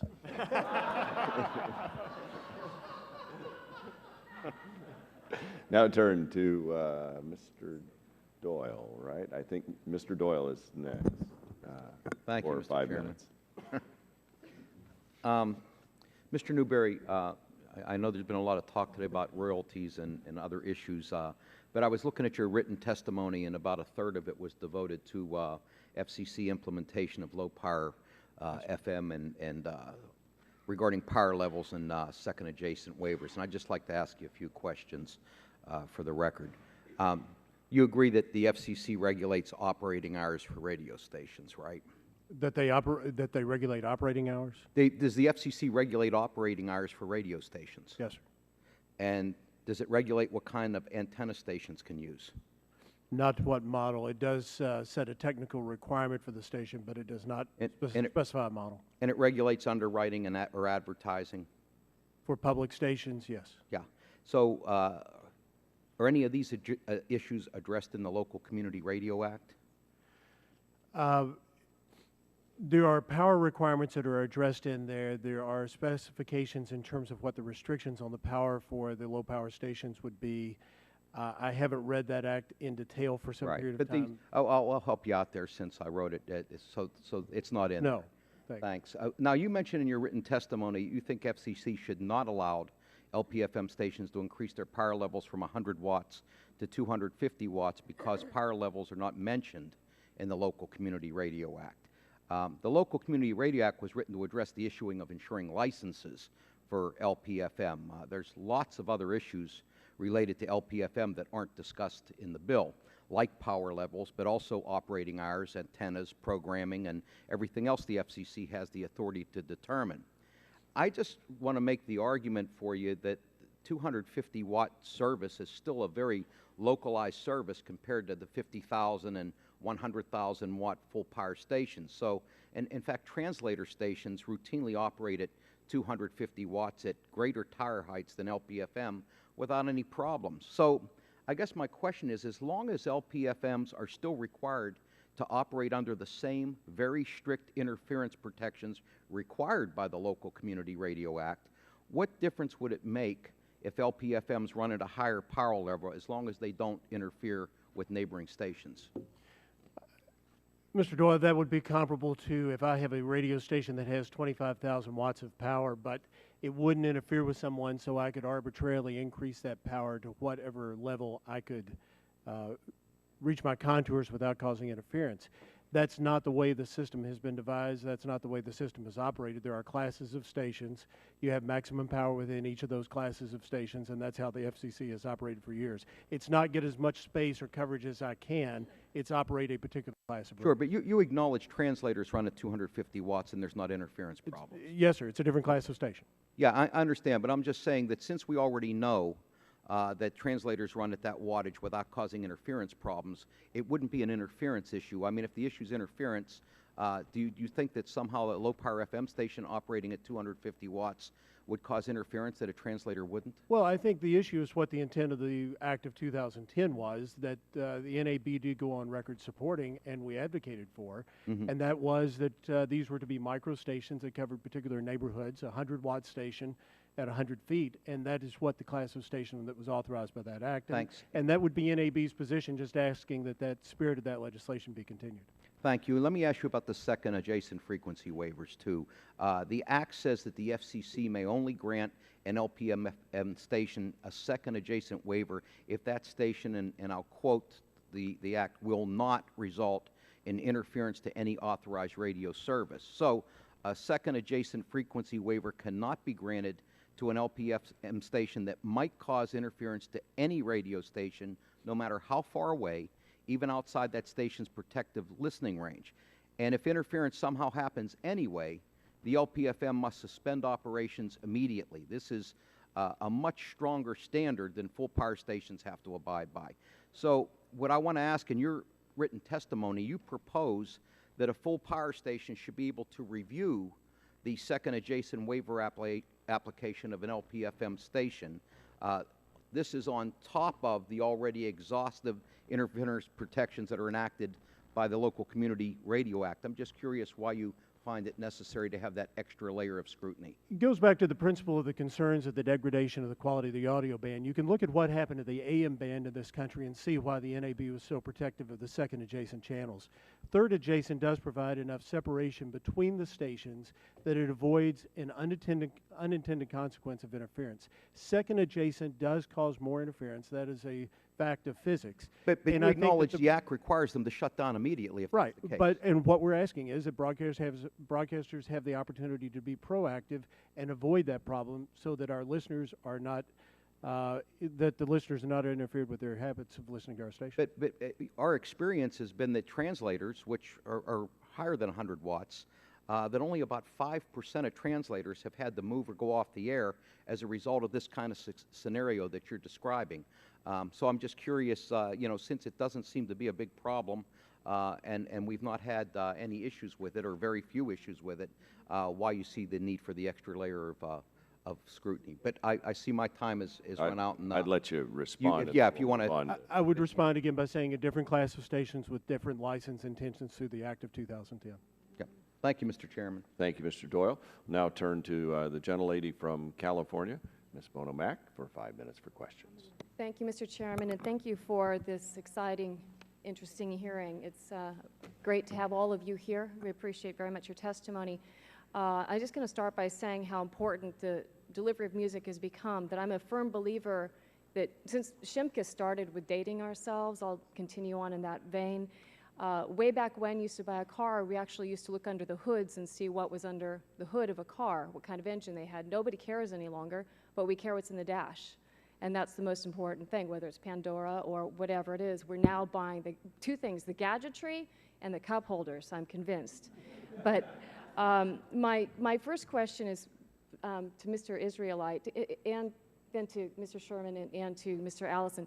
Is there a lot of discussion with broadening the definition of a sync right?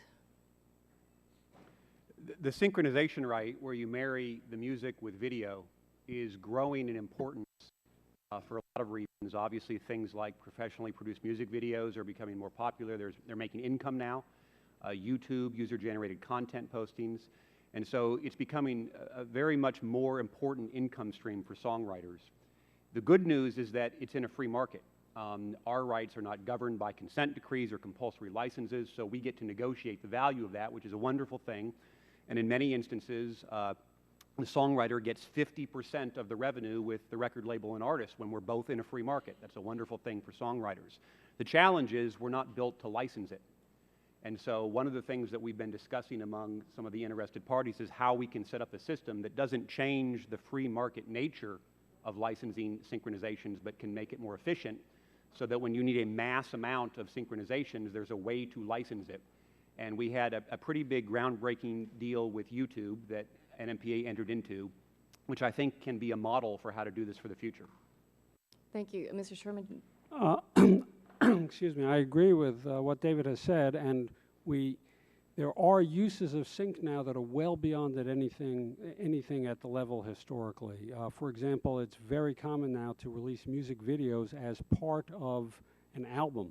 So we need more of an ability to license that stuff easily than the current system allows. So we have been having conversations to figure out how to do that. There's a lot of resistance to doing it under existing copyright law like Section 115, but we're trying to find alternatives.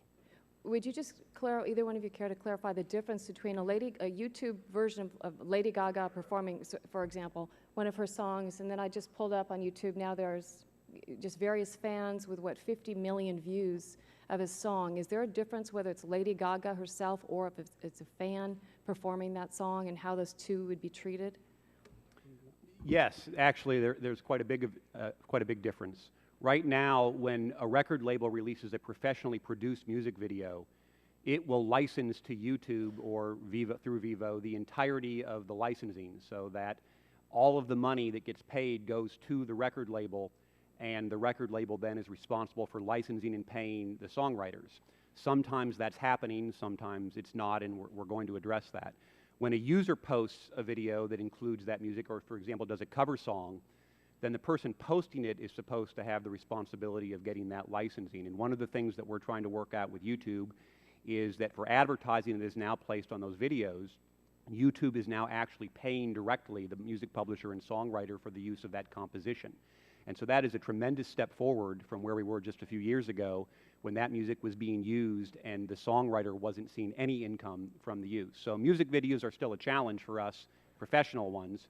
The user-generated, we've actually made more progress on with this type of groundbreaking deal with YouTube. Do you want to add to the carry? That's right. Thank you. I like that. Mr. Allison, you are leaving tomorrow for Bonnaroo. Yes. That's very exciting. I don't know if you got the opportunity to play Coachella, but Coachella Festival is certainly, I hope that you'll be there next year. Can you speak a little bit about the importance of touring in relation to all of this?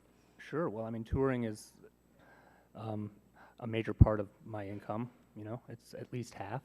And I'd say it's the reason I do what I do. I just want to perform. I just want to play the bass. That's my goal in life. And touring, I derive a certain percentage of my income from touring. I guess that the big problem in terms of the performing rights part of the equation is that where I will have income from touring and I'll have income as a songwriter, I don't get income, a royalty stream that is as a performer. And I work in a kind of a field where, you know, as a musician, it's very collaborative when we make recordings. We're working together, and we're giving of each other. When we are in the studio, people come up with great ideas and they throw them out there. I mean, we were talking before about the great bassist Carol Kay and how she would contribute a great bass line to a pop tune. I know one in particular. Yeah. May go and may go unrecognized. And you know, I guess I have. You could say I have two jobs. You know, I'm a songwriter for which I receive royalties, but I'm also a performer for which I do not receive royalties. And I'm talking about terrestrial radio here. And usually, if you have two jobs, you get two paychecks. And in this case, I don't. Mr. Chairman, my time has expired. Thank you very much. Thank you. Yeah, I was just saying we were going to play your music, but we don't have a copyright agreement, so we can't do that. I would turn now to the former chairman, Mr. Waxman, for Thank you, 5 Mr. minutes. Chairman. Mr. Shapiro, you mentioned in your testimony that advancements in audio technology have brought about more immersive, enriching experiences for listeners. Some of these technologies are relatively bandwidth intensive. Are you concerned that data caps could potentially undercut these types of consumer experiences? Well, clearly these use more data, but generally audio uses a lot less data than video. I think the concern really is that consumers understand what they buy and there be transparency by the providers, and that also that we have enough spectrum so that we can do this both wirelessly. I think wired is less of an issue now. We do have pretty good broadband deployment and there is increasing competition. But wireless definitely needs more spectrum because we're facing a spectrum cliff. I so much appreciate what was done by Congress and signed by the President recently in terms of private broadcast incentive auctions, but that will not be enough. And I think that should be our focus, is how do we plan 5, 10 years out for the spectrum explosion? Because let's be honest, it's just not about audio and new services in audio. It's about so many things which the U.S. is leading on. What do you think about data caps? Pardon me? Do you think the data caps could potentially undercut these consumer? I think the broadband providers have certain rights to offer their product, and the best thing we could do from a matter of public policy is to ensure vigorous competition and the consumers understand what they are buying, and it's disclosed very clearly. Okay. Mr. Allison, you mentioned in your testimony that the Recording Academy has been very active on the issue of sound quality, which would require increased bandwidth for higher resolution streaming and downloads.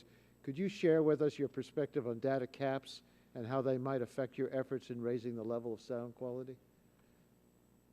I have no strong informed opinion on that. It's a little above my pay grade in terms of data caps, but I can say as a musician, You know, sound quality is essential. I think this is, art is an immersive experience, and I come up in the era of vinyl records, still have them, still listen to them, and now we're recording in very high resolution formats, 24-bit at the minimum, which sound incredible. And I think that having high quality audio available is, has a lot to do with how people experience art. Well, we hear a lot about the technology changing the business model for distributing music, but technology is also changing the business model for the artists in other ways. Have these new technologies and internet changed how you and other artists create, record, and promote your music? Well, certainly the recording side has changed a lot as technologies emerge. You know, my first few records were recorded on 2-inch analog tape, which sounds great. The last 8 were recorded directly into a computer. So technology certainly has changed. Also, of course, as a small businessman, and that's what I am, I'm out there kind of hawking my wares, trying to get people interested in my music. I use social media quite a bit to try to get the word out. I think that's definitely transformed how musicians connect with their audience and hope to build their audience. Mr. Westergren, you note that for many of the artists featured through your service, Pandora is the only airplay that they have ever received. Why do you think these independent artists have such a hard time getting their work on traditional radio?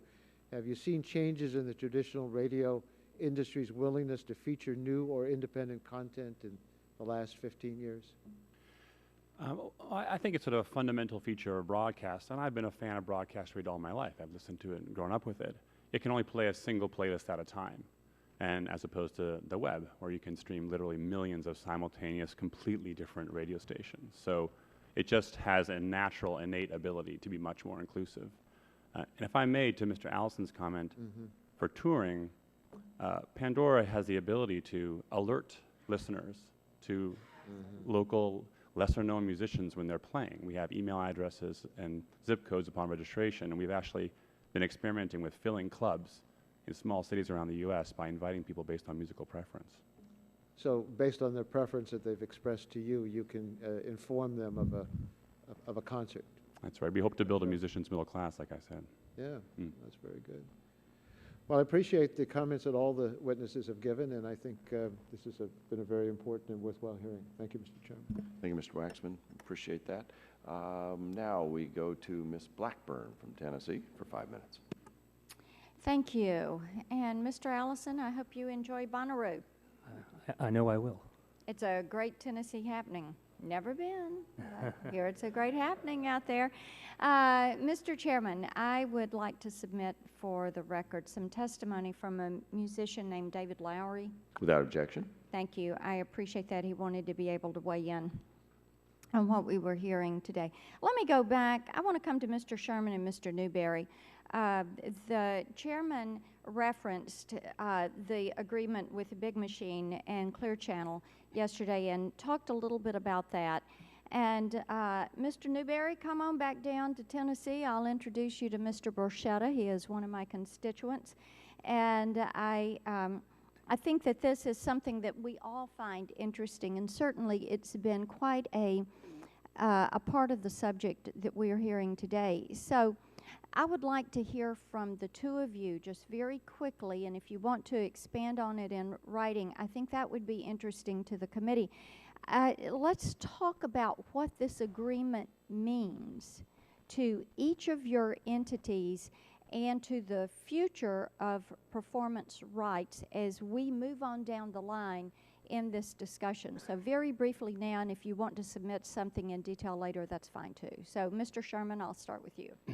Well, as I said before, we don't know how many other radio stations and groups will think that this is something that they want to do. So the mere fact that Clear Channel has done this with one label doesn't solve the problem for the entire industry.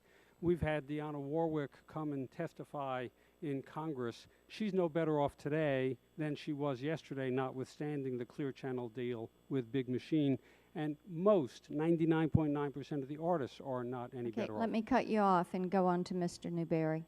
Congressman, I would tell you that I think it is a good thing from the standpoint it's a private enterprise transaction. It was a decision made by a private company, Clear Channel, to engage with a private company, Big Machine, and reach an agreement, terms of which I'm not privileged to, but reach an agreement that they were both satisfied with without government intervention. So it doesn't change our position that there should not be a congressionally mandated, but I do think it signifies a willingness of both sides to engage in conversations and look for solutions. Okay. Mr. Israelite, I want to go back to your testimony, and you mentioned a more efficient licensing system for new business models. And I just want to ask you this. Do you agree that reforming Section 115 of the Copyright Code would be a good step in bringing the law up to speed with the new technologies? And what type of reforms would you like to see us in your organization like to see us follow and consider? No, thank you for the question. I think reforming 115 is very important. The mechanical licensing system was built on an old model where you would license one song to one record label to put out. Today, when an Apple iTunes store has 20 million tracks and others may want to open their store with that many licenses, we're not built for that right now. And I think we have some very innovative, progressive proposals to how we can change that licensing system to make that work. I would still be concerned about the existence of a compulsory license on the songwriter. It doesn't exist for the record label or artist, but the songwriter is told the value of their intellectual property, and I think once you've reformed licensing, we ought to take a look at removing that compulsory license and let the free market operate. In the performance space, we're very efficient in how we license. We have 3 performance rights organizations that license very efficiently, but again, because of the existence of consent decrees, there is no free market negotiation, and I think the value for songwriters is diminished. And on the synchronization front, while there's not a consent decree and there's not a compulsory license, it is a free market exercise. I do think that reforming 115 can lead to opportunities to do a better job of licensing synchronizations in a free market. And that's basically what we've tried to do with YouTube, where there was a model deal. It was offered to all music publishers and songwriters to opt in, and we've had very good success at people voluntarily doing that. So thank you for the question. I think it's something that's very important for the future of music. Okay. If I could just jump in, David left the impression that there are no compulsory licenses for record companies. We are actually subject to a compulsory license for Pandora and all of internet radio. So I just wanted to Precisely make sure that, wasn't and a that was one misimpression. part of the point of the question of getting to 115. Yeah. The reforms in 115. I do have other questions that I will submit for the record. I've got one on the FM chip. I know we're about out of time. I've got one on DMCA and Google, Mr. Sherman, that I wanted to discuss with you. And I will have to say, dealing with the FM chip, I have just pulled up WSM online here and was tempted to hit the on air right now, listen live, so I could entertain y'all. I'll yield back. Thank the gentlelady for her questions and her interest in this hearing, and congratulate her on this, the anniversary of her 30th birthday. I am so pleased that you couched that so Try to be delicately diplomatic here, and gingerly. but happy birthday. We now turn to a gentleman from Massachusetts, Mr. Markey, for 5 minutes. Thank you, Mr. Chairman, very much. I'd just like to have a little bit of an additional conversation on this FM chip issue.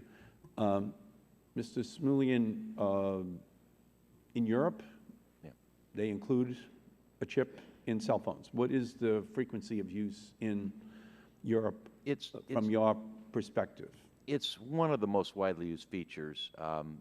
What you find is when you go into a cellular store there, it's always listed. When the manufacturer lists the features, it's one of the most widely accepted features. We've had manufacturers say, look, for years people will pay a couple extra dollars to have an FM radio in there, and that's been true. We've got research that shows that it's one of the most requested features all over the world, and the NAB did a study with Harris which said 81% of the public would want it. It has just not... In Europe? No, in the United States. In the United States. But it hasn't been known in this country.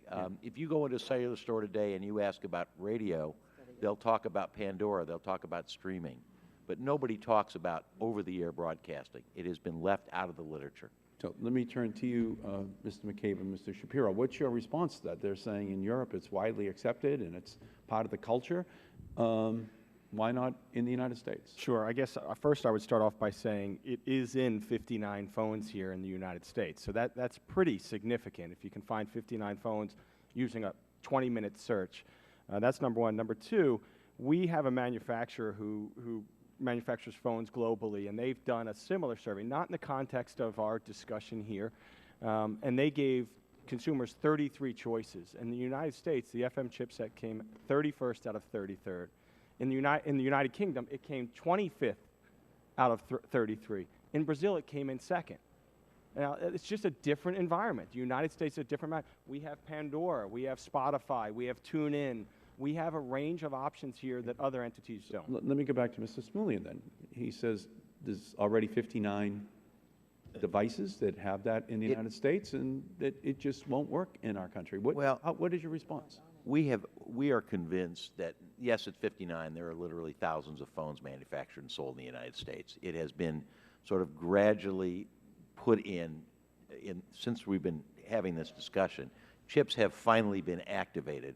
But I think what you'll find is in the rest of the world, most of the chips manufactured in the world today are multifunction chips.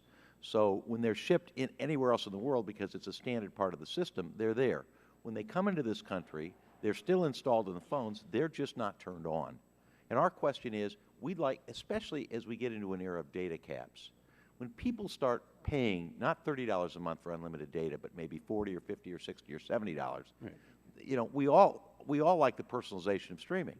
But when people understand the cost, we think the idea that having a free option is a big, big difference. So you're we're saying going into the era of data caps. You're saying they're just not turned on.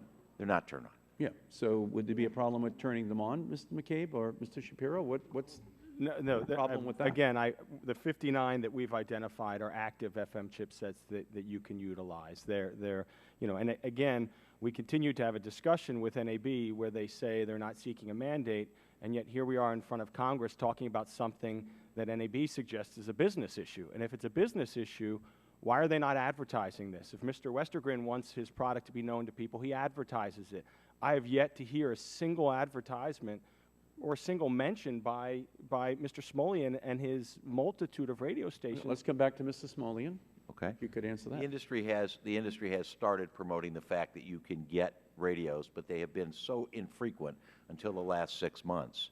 But I think the question is we don't understand, since obviously you use less battery life turning on a cell phone with a radio than you do streaming, why aren't they activated? They're activated all over the world. All you have to do is turn them on. That was the question that we would ask. Well, Mr. Gutman-McCabe is saying they are turned on. Is that your Yes, I mean, assertion? I can submit this for the record, Congressman. This is a Best Buy catalog that lists 26 of them out of the less than 80 that they identify. 26 by FM chipset. There's a little dot, X in that category. Come back to Mr. Smolian again, please. It's interesting. The NAB did a study that when they went to the Verizon catalog, they had 18 specific features that you could buy on their phones. Never was radio mentioned. What we're finding is it has almost been deliberately kept from the consumer. Mm-hmm. Yes, there are 59 phones, and I'm thrilled that there are. 6 months ago, there were probably 20 phones. A year ago, there were none. But the reality is we sell thousands of different models of phones in this country, and I would submit that out of those thousands of phones, of the smartphones, a great majority of them have an FM chip that's not turned on. Mm-hmm. Mr. Shapiro? Yeah, if broadcast is such a powerful medium, they should be advertising it, and consumers may then want to go buy it, and Best Buy and others will carry more. I'd also suggest that comparing us to other countries, it is cultural, perhaps, but we are very different. We have a different digital television system. We have a unique geography and a unique culture. And we are the fountain of internet creation here, so there's nothing wrong with that. And I want to paraphrase the acting chairman, Bono Mack, who I read a quote from this morning. But why not mandate them in cars, in lights, in pillows? Why all of a sudden smartphones? And it's just not a matter of activating a chip, I want to point out. You have to have an antenna that works for FM, which is not necessarily the same antenna that will work well for the cellular signal.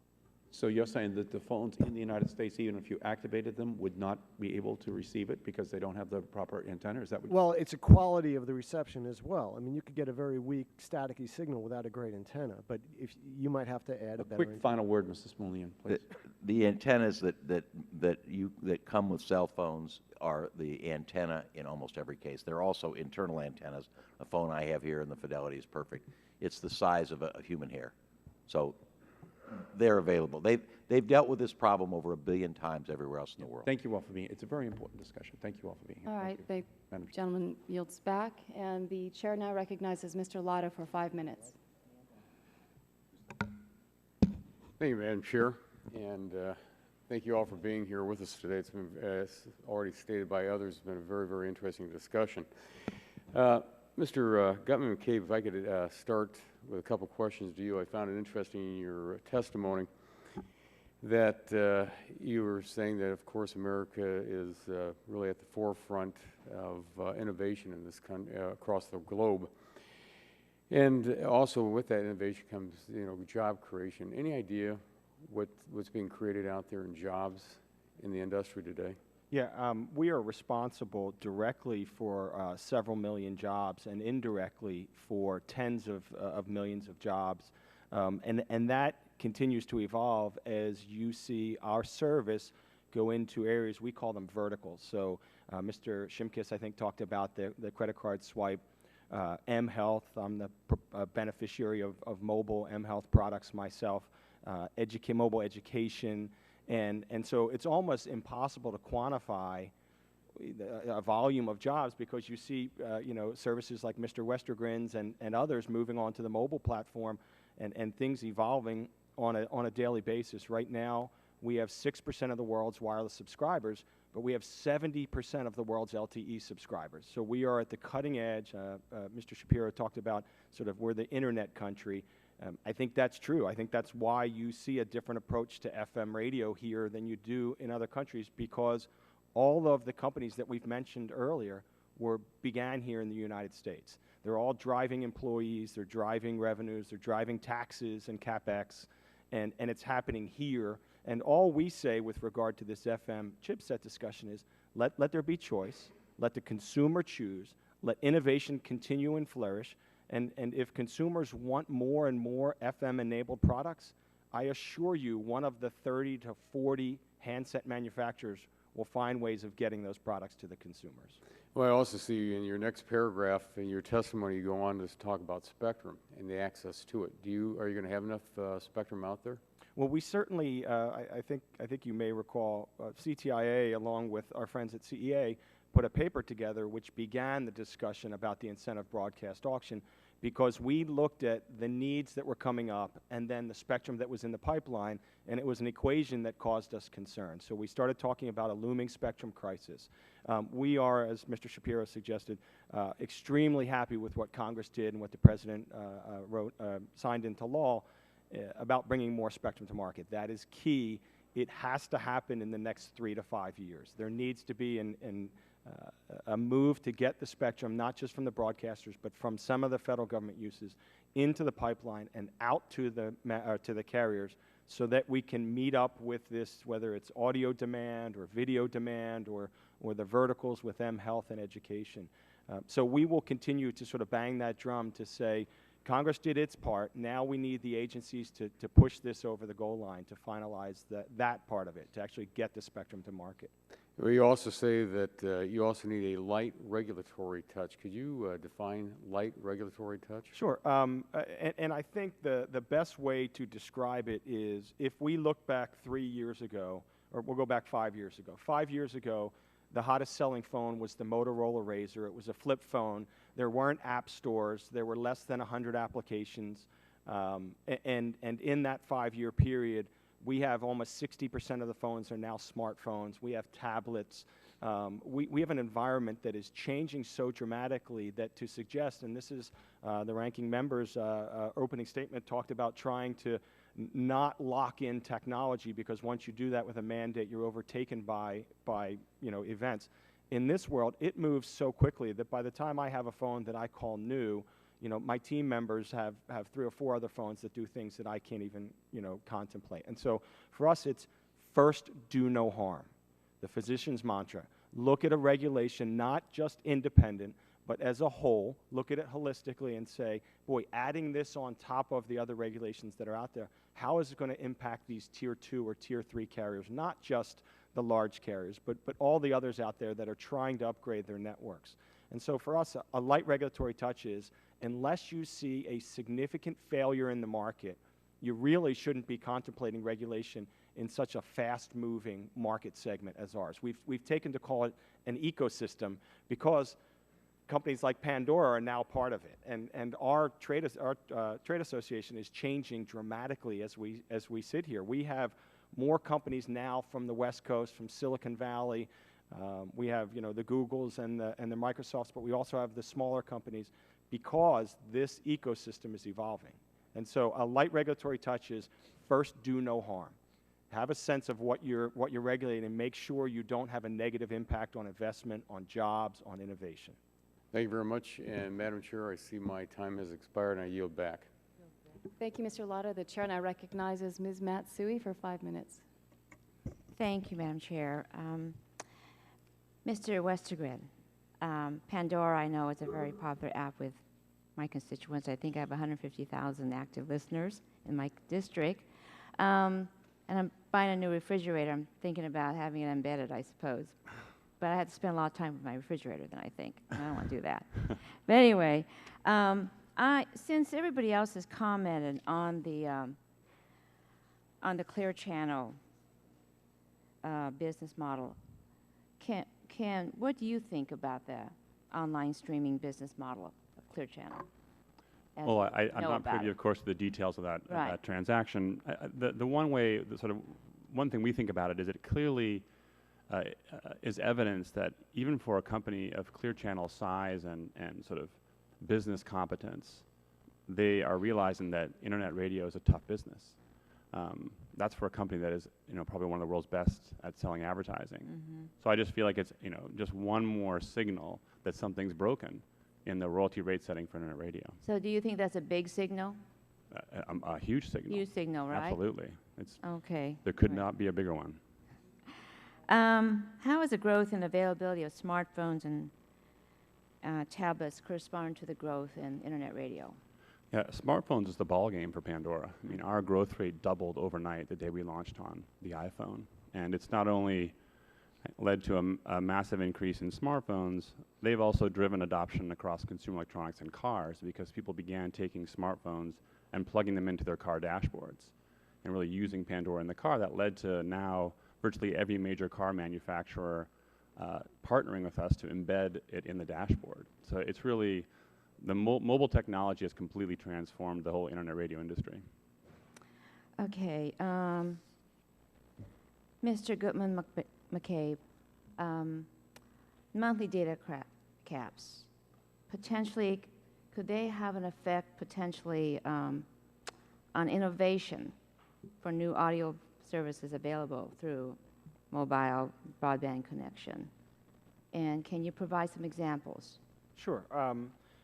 I would say that when we look at monthly data caps, the word you chose is actually a perfect word. It's innovation.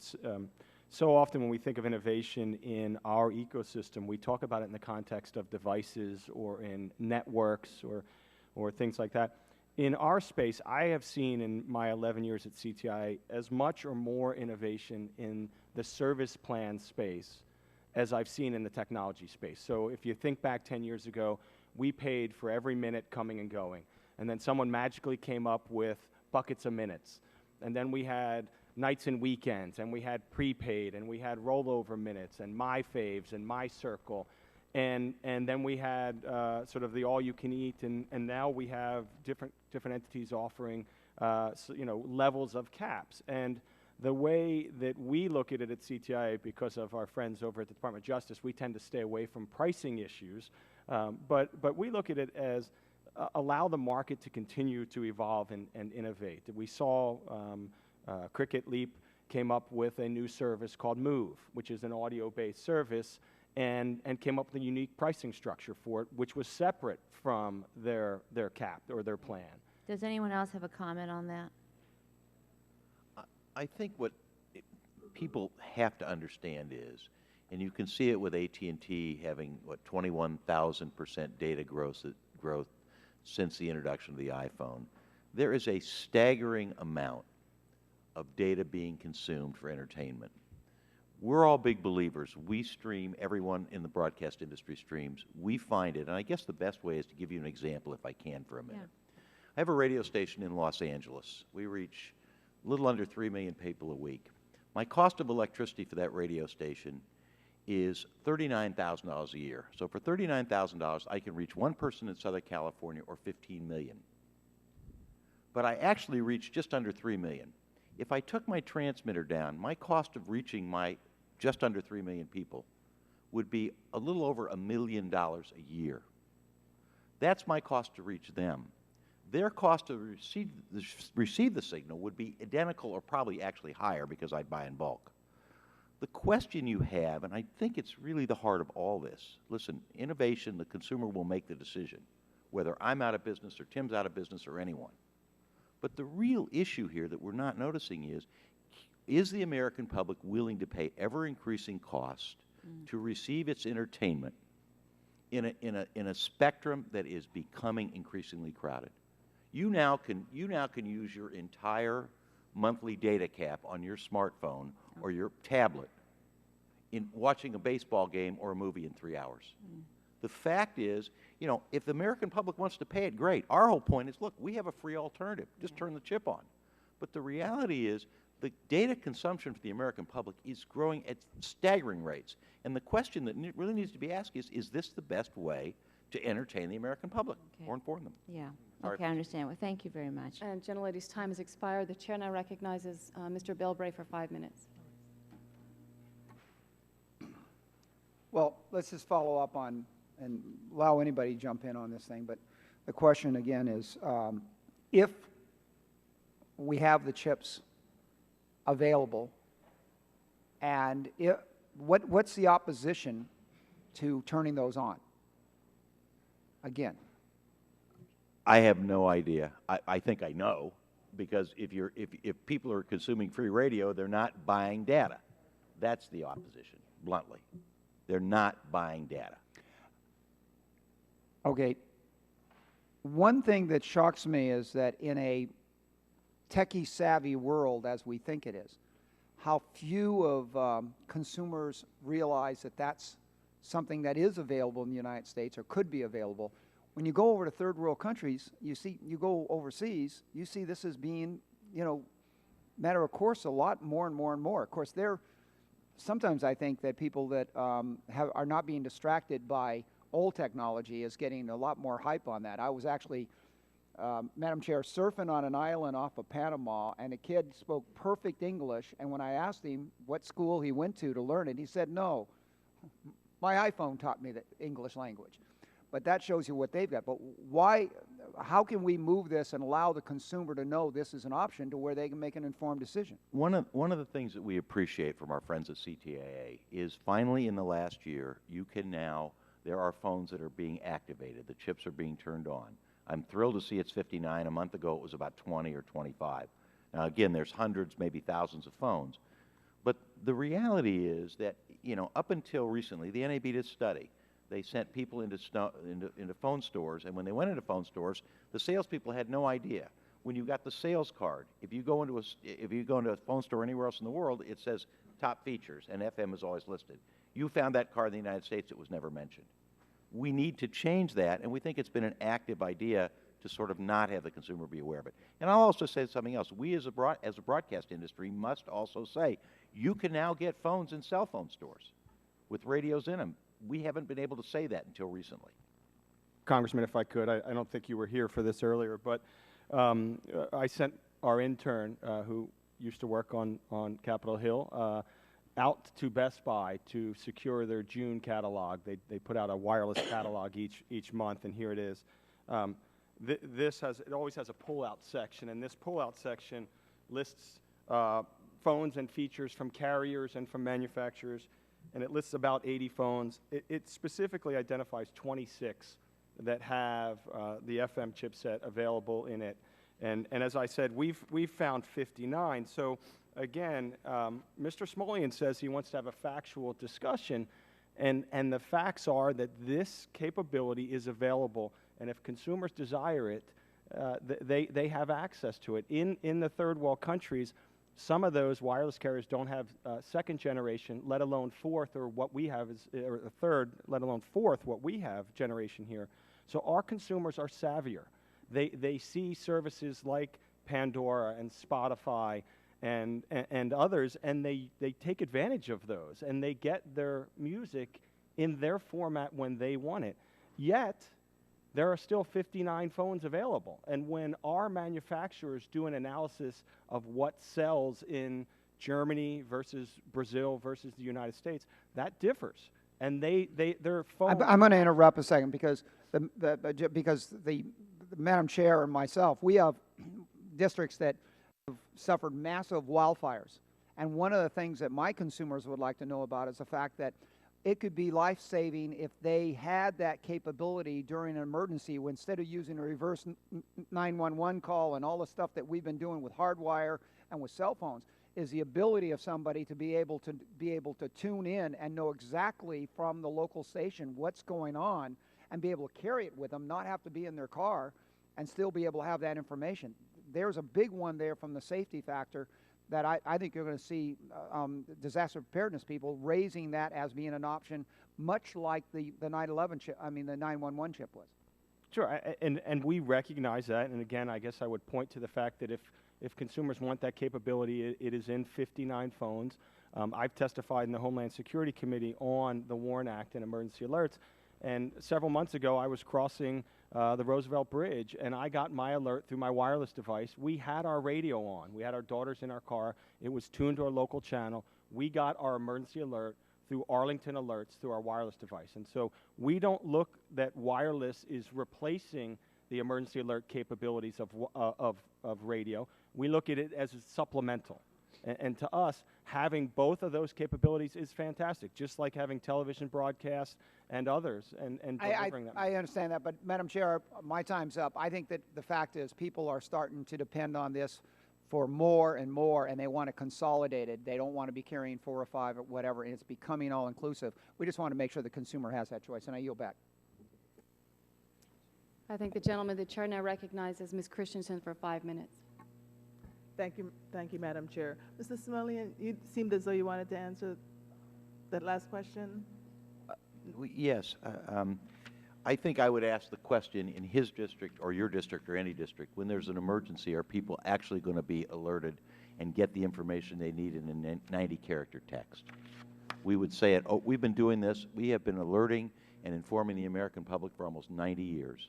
And I believe that especially in a world in which the Internet clogs up, the cell system is jammed, or in the worst emergencies, it is gone completely. When we have emergency generators, backup generators, we still remain the only people who can inform the American public at the time they need it the most. Well, let me I just saw that you were chomping at the bit to respond, and my colleague's time had been up. But let me also ask you a question about something that took place in my general neighborhood. The Puerto Rico legislature recently held a hearing on legislation that would require FM chips in cell phones in order to deliver those emergency alerts, and the bill was endorsed by the Puerto Rican Broadcasters Association. Did NAB support this legislation? And as a follow-up, I'd like to ask you, and also Mr. Gutman-McCabe, do you believe that states and territories should have the right to establish their own emergency alerting systems and mechanisms? Well, I want to defer to the NAB because I'm not sure what the position was. But obviously, you know, I can tell you, I believe that every portable device should have this chip. It's included in most, and it can come on in any emergency. And I'll defer to the NAB on what the position in Puerto Rico was. I guess they didn't take a position. We didn't take a position. I understand NAB did not take a position. Okay. A lot of the questions that I had were already asked, but It's interesting, you know, we've had this discussion about chips that are not activated. Do we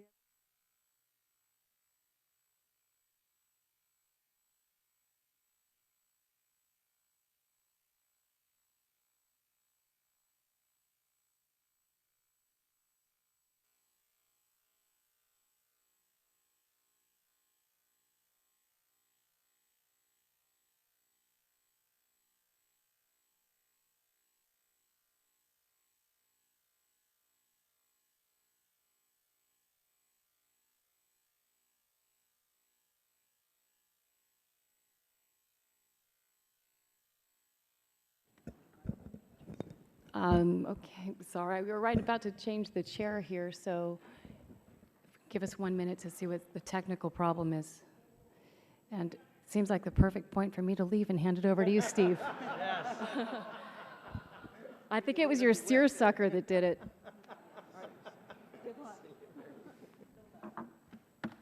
Am I? It's on now? Okay. Should I respond? Go ahead. We don't know exactly. We think that most smartphones shipped to this country have a multifunction chip, which includes FM radio. For example, in every iPhone, there has been an FM chip that has not been turned on.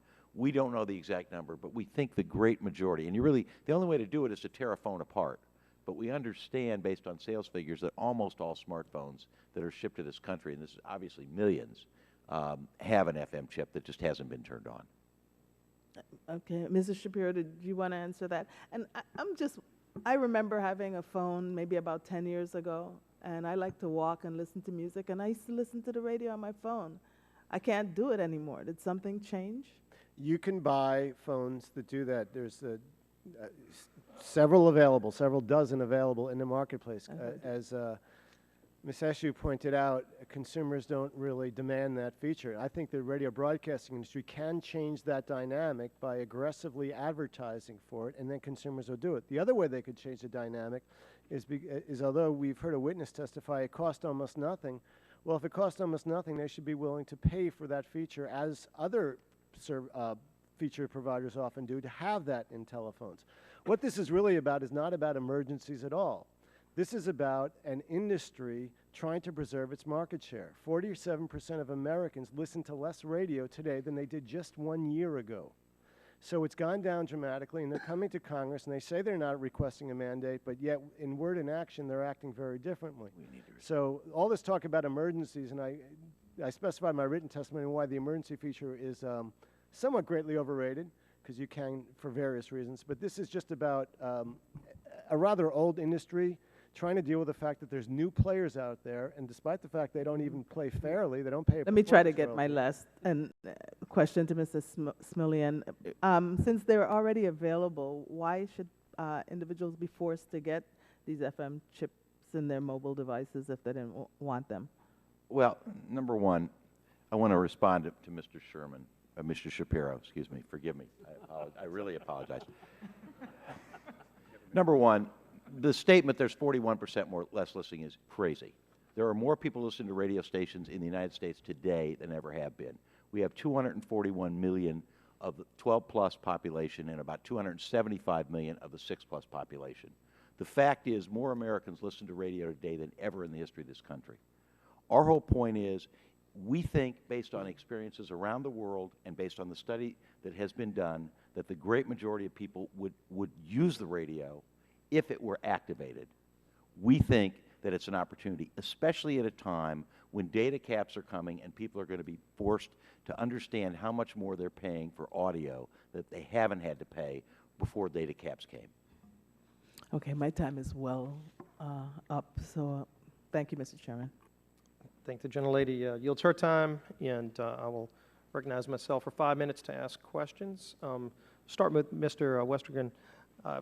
I've used Pandora many times. It's an honor to meet the founder of Pandora. I want to first ask on the royalty arrangement that you have. 50% of revenue is what Pandora pays. Is it based when you're dealing with the Copyright Royalty Board? Is it based on revenue? Is it based on number of plays? How did they come to the amount that you have to pay versus what XM and what other platforms have to pay? Sure. It's actually written as a greater of a per song fee or 25% of revenue. So that's how it's calculated. And currently, that per song fee is the larger number, and it equals about 50%. And so was there a back and forth, or did they just impose this upon you, and you've got your business model, and then now you've got to pay 50% of whatever revenue you have, knowing that your competitors are paying a much lower rate? How did that come about? And is there any kind of appeals process? So it was imposed upon us by an arbitration, the Copyright Royalty Board, which is a 3-judge panel as part of the Copyright Office that actually per law, federal law, every 5 years determines what our rate will be for the ensuing 5 years. And they came up with a ruling last time that led to our current rates. And really the argument we're here to make is we're okay with a centralized license. We actually really embrace that. It really enables our business. But we want the rate setting that we have to come from the same guidelines that other forms of radio derive their rates, which currently is not true. So that 3-judge panel, when they consider our rates, are guided by a different and worse or more disadvantageous set of criteria than, say, XM Sirius or, of course, broadcast.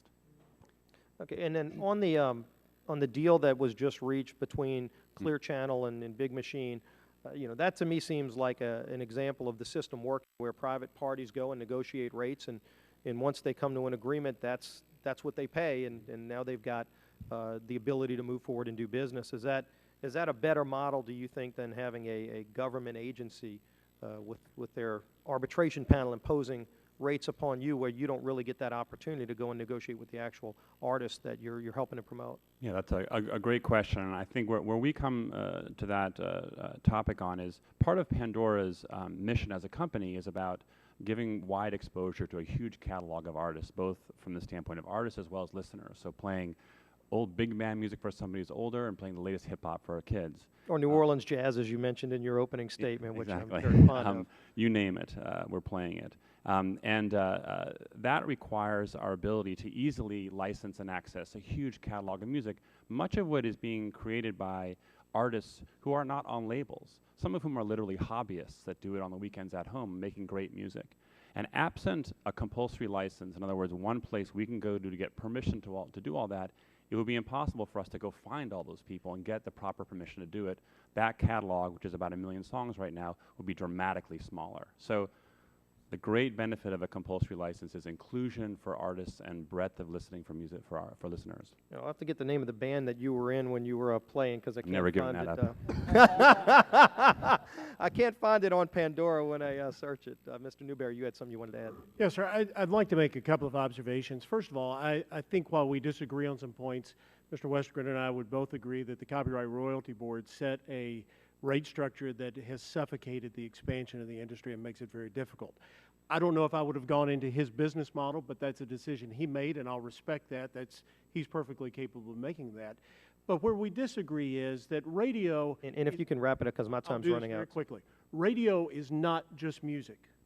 Radio stations, what we represent as the National Association of Broadcasters, have local information, compelling personalities, emergency services, and when Mr. Shapiro says that this is just an effort for us as an outdated technology and questions our commitment to emergency information in our services, I take disagreement with that. We have a long heritage of providing that information. We're very sincere about that intent.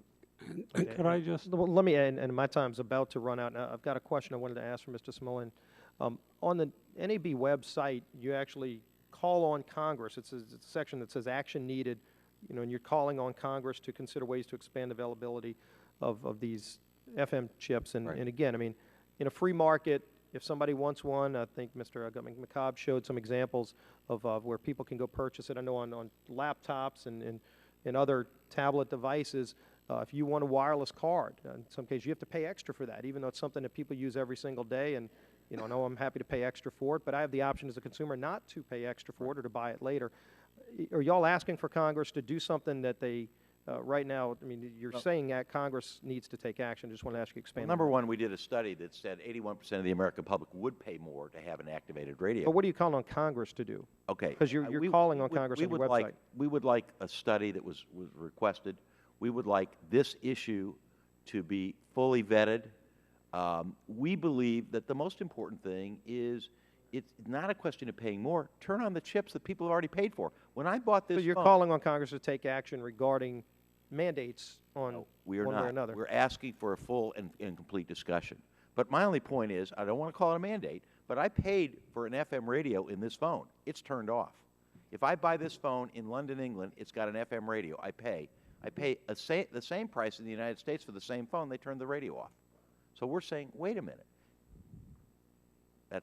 And we'd like that issue studied and discussed more fully. All right, my time has expired. I see that we have one of our colleagues from the full committee, not on the subcommittee, but is interested in asking questions. So I'd ask unanimous consent to allow Mr. Green from Texas to be allotted 5 minutes to ask questions.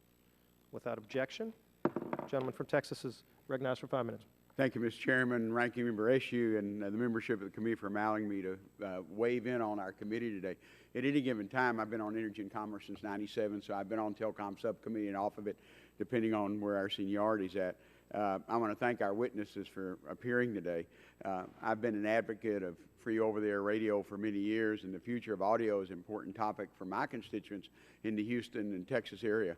All of us along the Gulf Coast, and I know my colleague that's sitting in the chair now realizes that we rely on radio for alerts, hurricanes, floods, and other emergencies. There's a proposal that the government set fees for radio stations to pay to record labels, and it's deeply flawed. And again, as the chairman mentioned, the announcement from Clear Channel and Big Machine Label Group indicates that the private marketplace is well suited for those negotiations and show the government does not have to have a role here. Mr. Allison, I'd like to ask you a question. And again, we don't have a whole lot of time, but and keep your answers as brief as possible. In your testimony, you say that broadcasters are getting a free ride by playing music without having to pay. What would the music industry do without radio now that actually provides free coverage of a lot of music, no matter what venue? Well, I'm certainly not advocating getting rid of radio. I love radio. I'm fortunate to have had 6 #1 albums, albeit on non-commercial independent radio. But yeah, I think the big problem for me is whereas there are these royalty streams for internet radio, satellite, cable, for performers, there is none for terrestrial radio. Well, the performers, I mean, the internet radio, oftentimes you pay a subscription fee. Yeah, but I mean, there's no. But the difference is, if I turn on my radio in my car, and believe me, I'm one of that huge group that every time I'm in my vehicle, I listen to the radio. In my area, it's country music or news, and thank goodness we do have FM news station now in Houston. But artists bound to benefit from that exposure on radio. Sure. Well, Pandora's free as well. I mean, well, I know you, but the consumer pays for a subscription to Pandora. Is that not correct? No. That's not correct. Well, Pandora must make money somehow from it. Probably advertising, I guess. But I guess my concern is that Pandora is not required to do, for example, emergency announcements. I don't know if they do or not. Maybe Mr. Cleese can tell me, but you know, our free over-the-air radio is been there for decades and provides that. No matter what venue you have, they all have some type of public interest, whether it's news at the top or the bottom of the hour, but they also have access to emergency alerts like 911 for a number of other issues that maybe Pandora or other newer generations cannot do. And do you believe that artists who are not currently getting a lot of airtime would benefit from a fee regimen, if there was a certain fee agreement that was reached by a government agency or something else? You mean start charging for terrestrial radio? Is that what you're asking? Yeah. Yeah. Well, I don't understand the question. I'm sorry. Okay. Well, I guess what the question is: do you believe that artists who do not currently get a lot of airtime would benefit from the fee-based regimen? From a performance rate. From a fee-based regimen that royalties, that radio would pay for royalties for paying, you know, similar to other venues. Do you think the artists who are not receiving free over-the-air radio now, or not currently get a lot of airtime, would benefit from a fee-based regimen, no matter who imposes it? No, I don't think so. Okay. I know. Can I just jump in here? Sure. Many artists will get payments background musicians, not just featured musicians, will be paid if there's a performance royalty for terrestrial over-the-air radio. I'd also like to just comment on the public interest obligation. There's no subsidy given for rent or for electrical use or transmissions or anything else for radio. Songwriters are still paid, even though, and they should be, even though there's a public interest obligation by radio stations. They get their spectrum for free. That doesn't mean I only that they have should 30 get their- seconds left. Let me finish, though. That's the difference. We have a lot of new generation technology that is great. But at the same time, I don't want to eliminate what maybe, whether it's in the rural area of Louisiana or a very urban area of Houston, that people will turn on that radio and limit that availability because of a cost that may be imposed by a regimen, whether it be Congress but unless it's agreed to, like what happened with Clear Channel. And I can assure you that we have, in all the legislation thus far, has made huge accommodations to make sure that small radio stations in rural Louisiana are not impacted in any way. Well, I've been in those negotiations typically with our jurisprudence or judiciary committee, and so far they haven't reached that commonality that we could get an agreement. But that's the concern. I'm mainly here because I'm concerned about the loss of that information available to my constituents that are not provided by a lot of other new venues. And, Mr. Chairman, I appreciate the time. Gentleman yields back, and with that, I would like to remind members that they have 10 business days to submit any questions to our panelists, and would ask that the panelists respond to those questions. I want to thank all of y'all for participating in our hearing today, and with that, this subcommittee stands adjourned. Very good job. Thank you. Thank you, too. Thank you. I got a lot of passion. I got drafted.